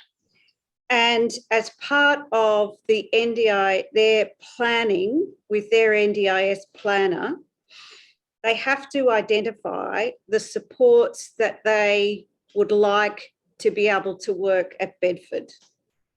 Correct. Bedford will help the NDIS participant or your employee to identify what those supports might be. Yes. And with Bedford's assistance, the participant themselves can indicate what they would like by way of supports as part of their NDIS plan. Is that right? Yes, and you're talking about supports for employment. Yes. Okay. And the way in which the supports for employment have to be undertaken is that the participant would have to identify, as part of their NDIS planning, where they work, how many hours a week they usually work, how many hours they would like to work each week, what help do they receive when they are at work, what skills would they like to learn at work, and other jobs they'd like to try. Those are the sorts of questions that would need to be addressed by the participants. Is that right? That's correct. And Bedford may assist the participant in identifying or being able to answer those questions. Is that right? Yes, we can. Okay. It's the case, isn't it, that the objective is that this will create more flexibility for the employer as to how they may use their funding to support their work at Bedford. Is that right? You're asking if that it's a case that that procedure would increase the flexibility. Yeah. It's to give it's to give the participant more flexibility. Yes, I mean the whole sort of thesis behind the NDIS is choice and control, and it would give the participant choice and control of what supports they believe they need. Right. When it comes to actually determining the level of funding for the employment support, that is decided by the NDIS, not Yes. by Bedford. Do you agree with that? That's correct. The NDIS has a price book. And the NDIS price book depends upon what the participant identifies with respect to 3 particular areas of support that might be funded. Is that right? Yes. So under the NDIS, the way in which supported employment is funded is with respect to these 3 areas: direct support, non-direct support, and the cost of running a workplace. You agree with that? Yes. And Bedford describes those 3 areas as on-the-job supervision and workplace training. And then for the non-direct supports, you describe that as non-face-to-face supports. And the costs of running a workplace you describe as centre capital costs. Is that right? Yes. I think that's what it's in the statement. Right. If we take each of those 3 areas and look at the nature of the supports under each of these 3 areas, which may be funded by under the NDIS, on-the-job supervision and workplace training is intended to be the direct individualised support, or it can be done in a group-based setting. Is that right? That's correct. So it's either one-on-one or group. Yes. And the purpose of this direct support is intended to assist Bedford to support the employee by doing some of the following: on-the-job assessments related to a person's work, job customisation. It could be on-the-job training or intermittent support to do daily work tasks. It might be direct supervision or group-based support to enable the person to do work, or supports to manage disability-related behaviour or complex needs at work. You accept that? I do. So that class of supports is very much focused on the individual, It or is. how the individual might work in a particular group setting. In a particular group, correct. The non-direct supports, which are the non-face-to-face supports, so these are really supports that, in a practical sense, assist Bedford to in turn support the employee. Is that right?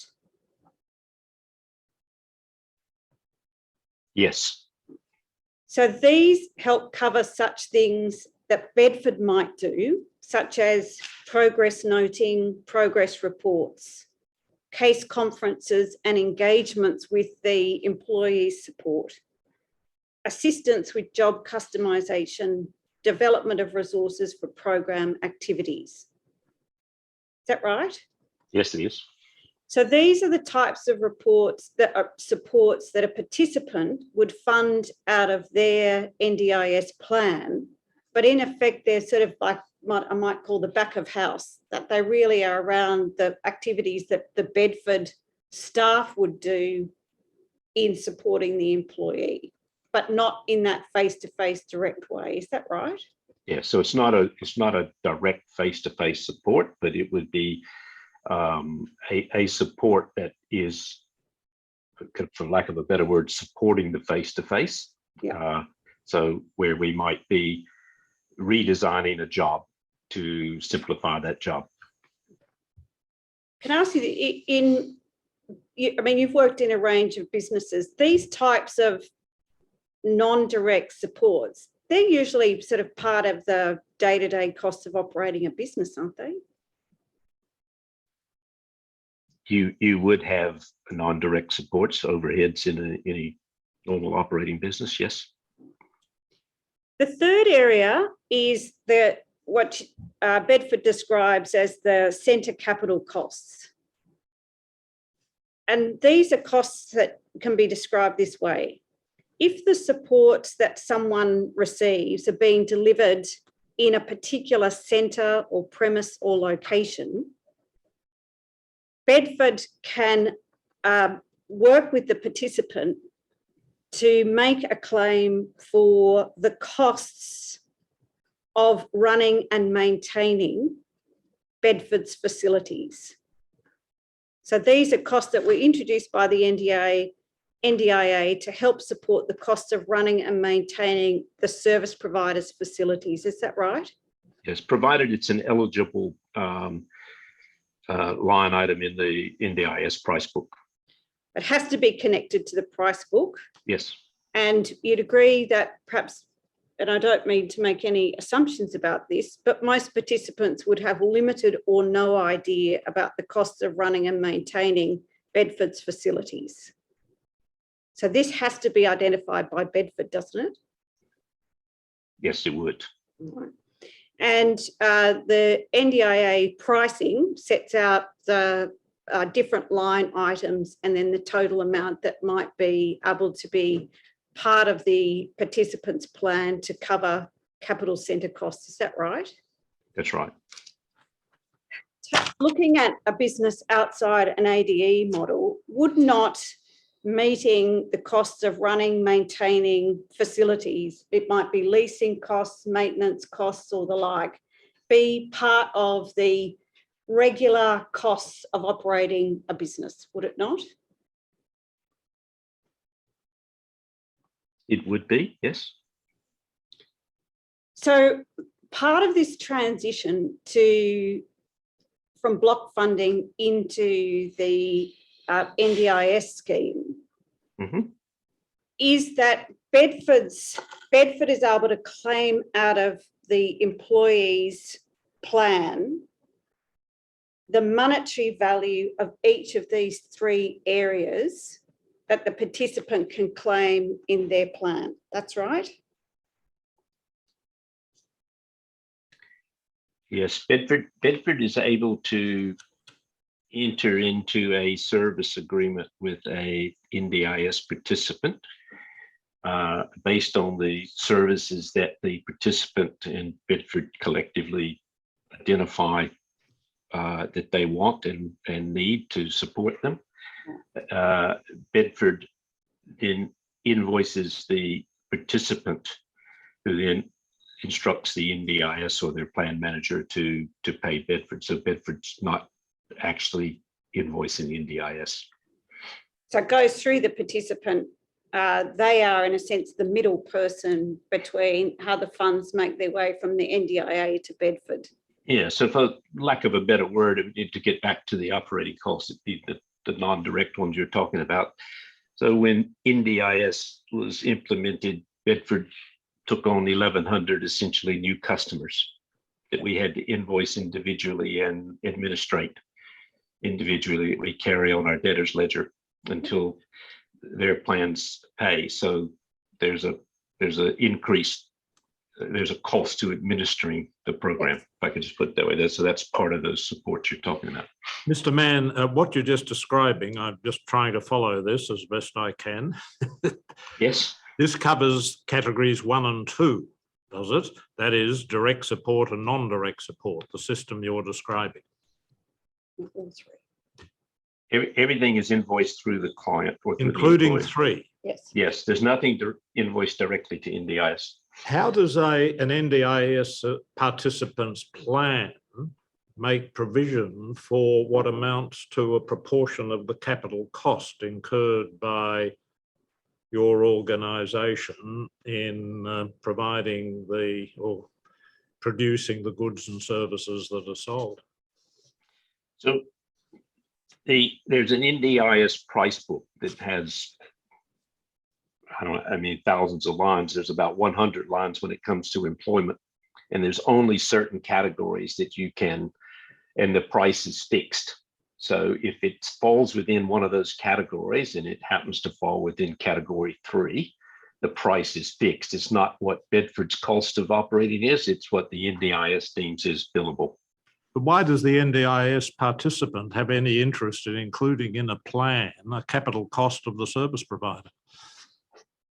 Don't know the I'm afraid someone will have to instruct me. Perhaps we can't do it today, and perhaps I'm missing something. I just don't understand Well, how this works. Chair will ask the I don't NDIA think you're tomorrow. alone in that, Chairman.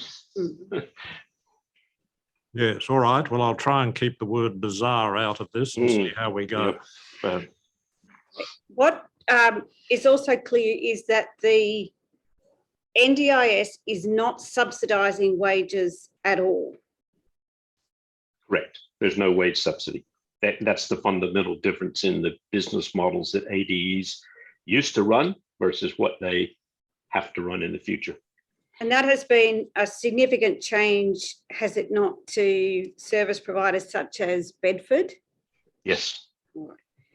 And has there been any modelling within Bedford about what will be the implications of this new scheme in terms of being able to meet those operating costs? So I started, you'll recall, at the beginning by noting that your operating costs exceed the total revenue coming in, at least for that 2020-21 financial year. Mm.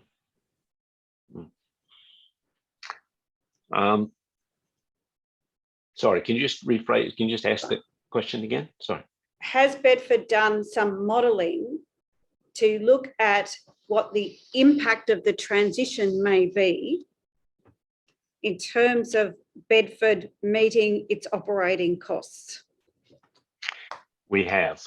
We've done a substantial amount of modelling, and we've done a substantial amount of work around the implementation of a completely different business model and strategy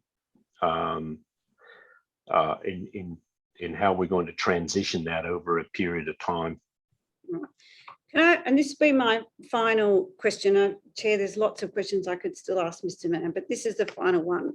Can I just test what may be a hypothesis that sits behind this transition to the NDIS?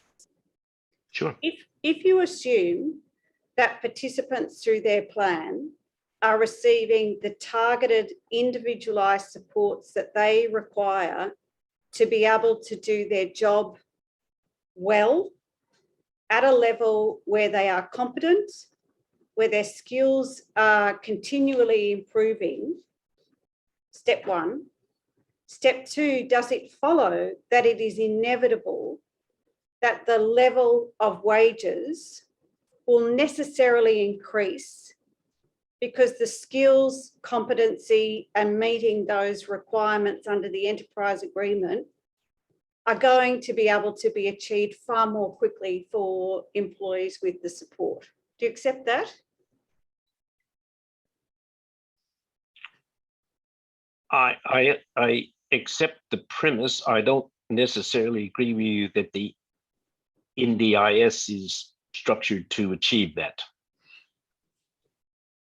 If you accept that targeted supports that will provide a participant with choice and control over the way in which they may wish to work and achieving their employment goals is the outcome of this transition to the NDIS, does it not make it clear that there has to be transitions out of this form of employment and into open employment? Do you accept that? No, I don't believe the NDIS speaks to open employment at all. You don't see that the support for participants and the choice and control that they may have through the NDIS is directed to assisting people to make choice about working in open employment? You don't see that as the ultimate outcome? I see the choice potentially is there, but I don't see any support from the NDIS in regards to transitioning employees from, let's say, an ADE to open employment, because there's no NDIS support for capacity or capability development, and there's no support for transitioning to open employment. I heard the testimony of a witness yesterday who was talking about that there's support while you're in an ADE, but then there's nothing to transition to open employment, and that was absolutely You agree with correct. Yes, I don't believe the NDIS addresses capacity development or open employment at all. Thank you. Thank you, Chair. Thank you. If I may, I would like to ask some questions, no doubt proceeding from my imperfect understanding as to how this system works. I have some difficulty reconciling the consolidated statement of profit and loss that appears in the annual report with the consolidated financial statements of Phoenix Incorporated and the other company, the group. But put that to one side just for the moment. Do you happen to have Phoenix's consolidated financial statements for 30 June 2021? I do not have that in All front right, of me, but I could probably answer your query though. All right. Well, okay. When we go to page 11 with the notes to the financial statements, we see these figures. Revenue from sale of goods and services, $27.3 million. What does that mean? What's that figure referable to? It says $60.7 million in the annual report, but let's put aside the difference. What's the figure revenue from sale of goods, $27.3 million?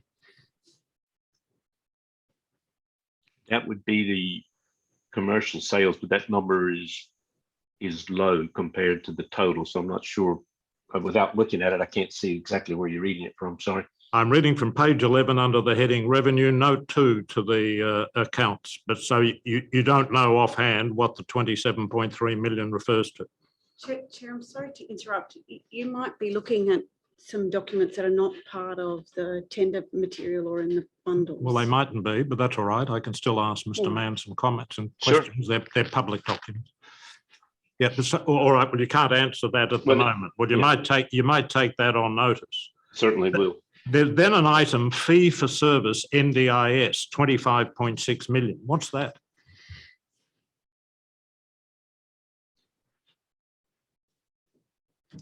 That would be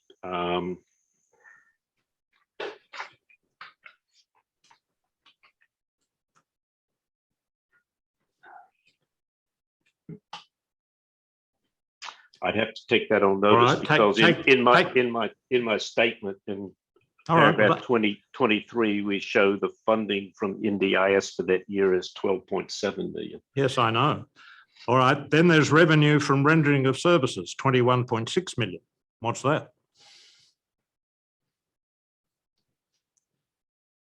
All right, well, if you don't mind. I'm happy to take all of that on and answer those questions for you. And in 2020, the year ended 30 June, and in the year ended 30 June 21, JobKeeper provided $21 million nearly. Is that correct? Yes, it was a substantial amount. Yes. And what was that for?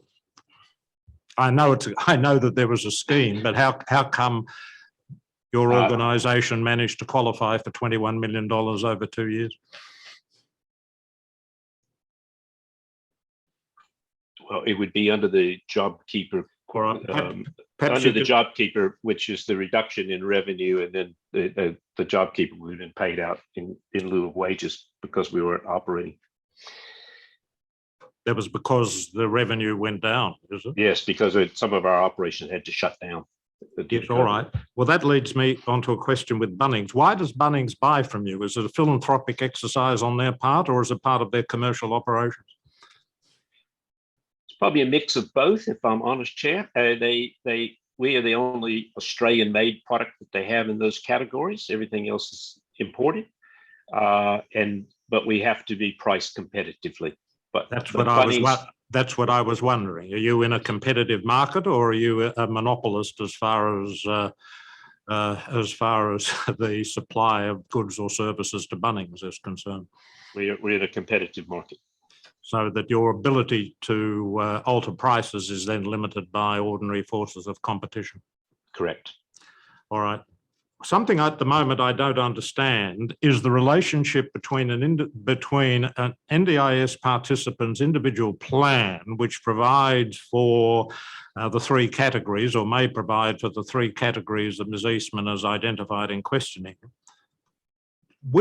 When an NDIS participant has a plan that provides for certain amounts of money in relation to each of the categories, which of those amounts is allocated and spent specifically for that particular NDIS participant, or are the amounts from NDIS participants pooled in some way as far as Bedford is concerned?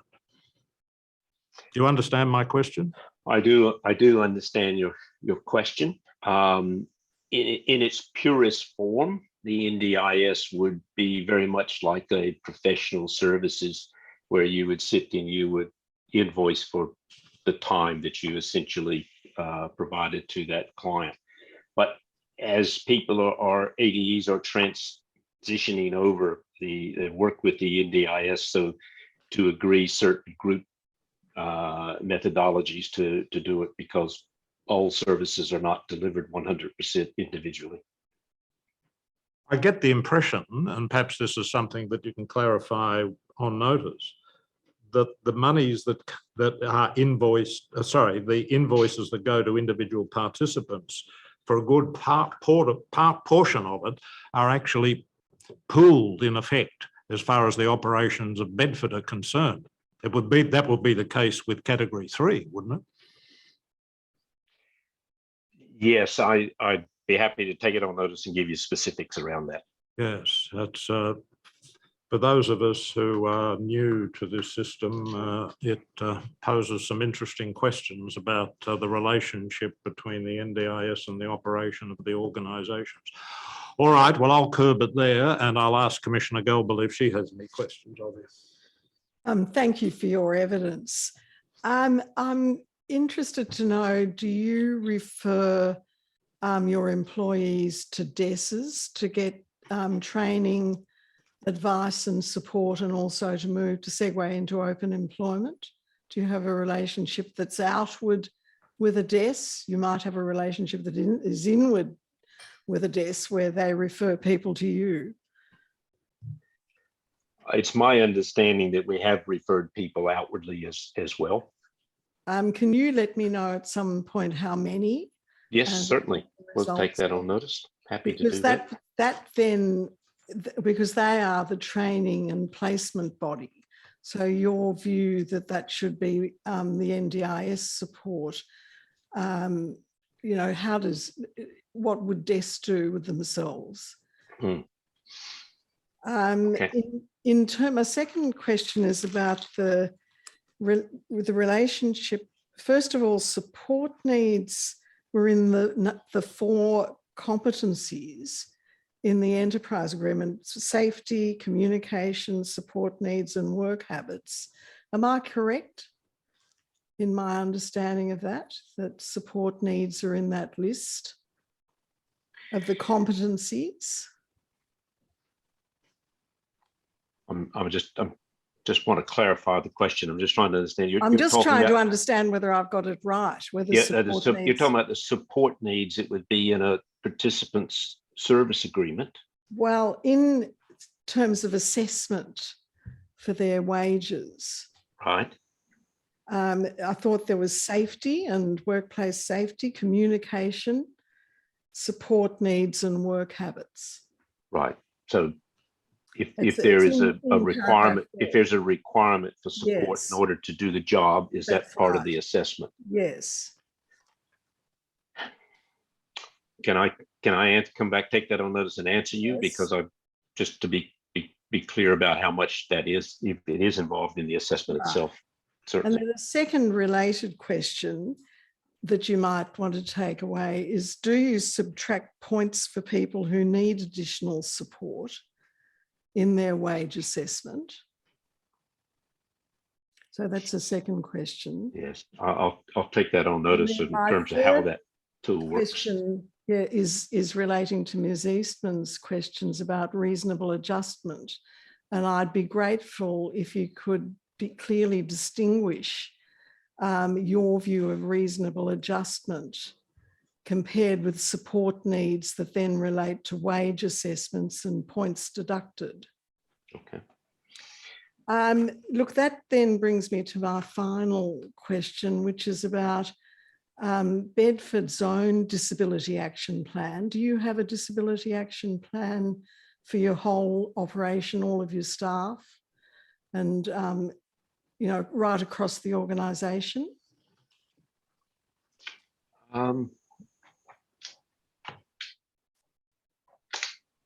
Again, I'll take that on notice. Specifically, I'm not aware of it, but I'll take it on notice just in case there is one.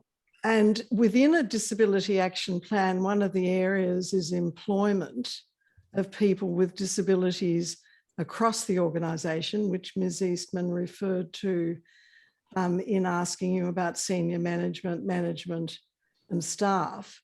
And I'd be interested to know what is your employment action plan and what your target would be for Bedford for employment across the organisation. Thank you. Happy to do that for you. Commissioner Mason, do you have any questions? Yeah, thank you, Chair. Following on from Commissioner Galbally around employment of people with disabilities in the supported roles, has Bedford, does it currently have, or has it had in the past, strategies around identified disability positions around those non-supported roles to encourage and attract people with disabilities into those roles? Currently or in the past, has there been a strategy around that? I don't know, so I would be remiss in trying to answer that. I'm happy to take it on notice and come back to you. And thank you. And also the same approach at the board level, identified positions.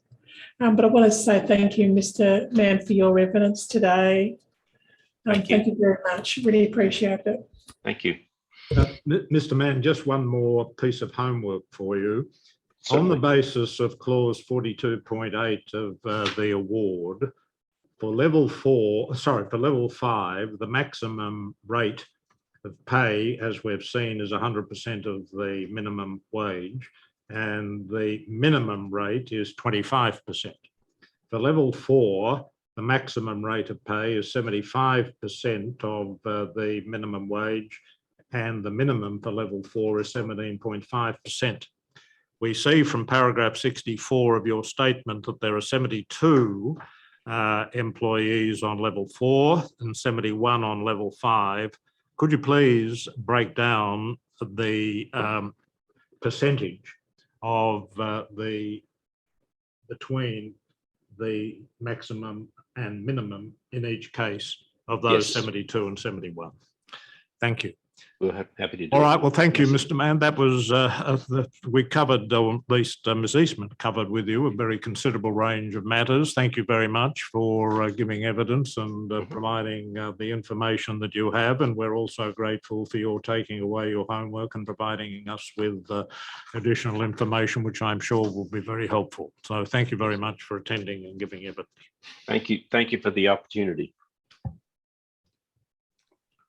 Chair, that completes the evidence for this afternoon, other than a fairly large tender that I need to do.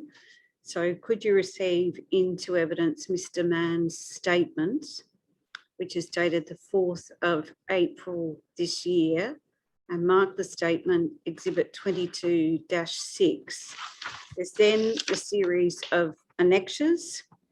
Can we do that by means of a document that we can simply do them happy en masse? we might circulate that, but it would take us from 22-6 through to 22-6.27. So there's additional 27 annexures, but we've prepared a document that I think sets that out. Perhaps we can deal with that tomorrow morning, and as long as there's no difficulty, we can simply do it by reference to the document rather than going one by one. Thank you. Otherwise, that concludes the evidence today, and we'll resume at 10 o'clock tomorrow. Thank you very much. We'll adjourn now and resume at 10 a.m. Sydney, Brisbane time tomorrow, 9:30 a.m. Adelaide time. Thank you. Thank you. The Royal Commission is now adjourned.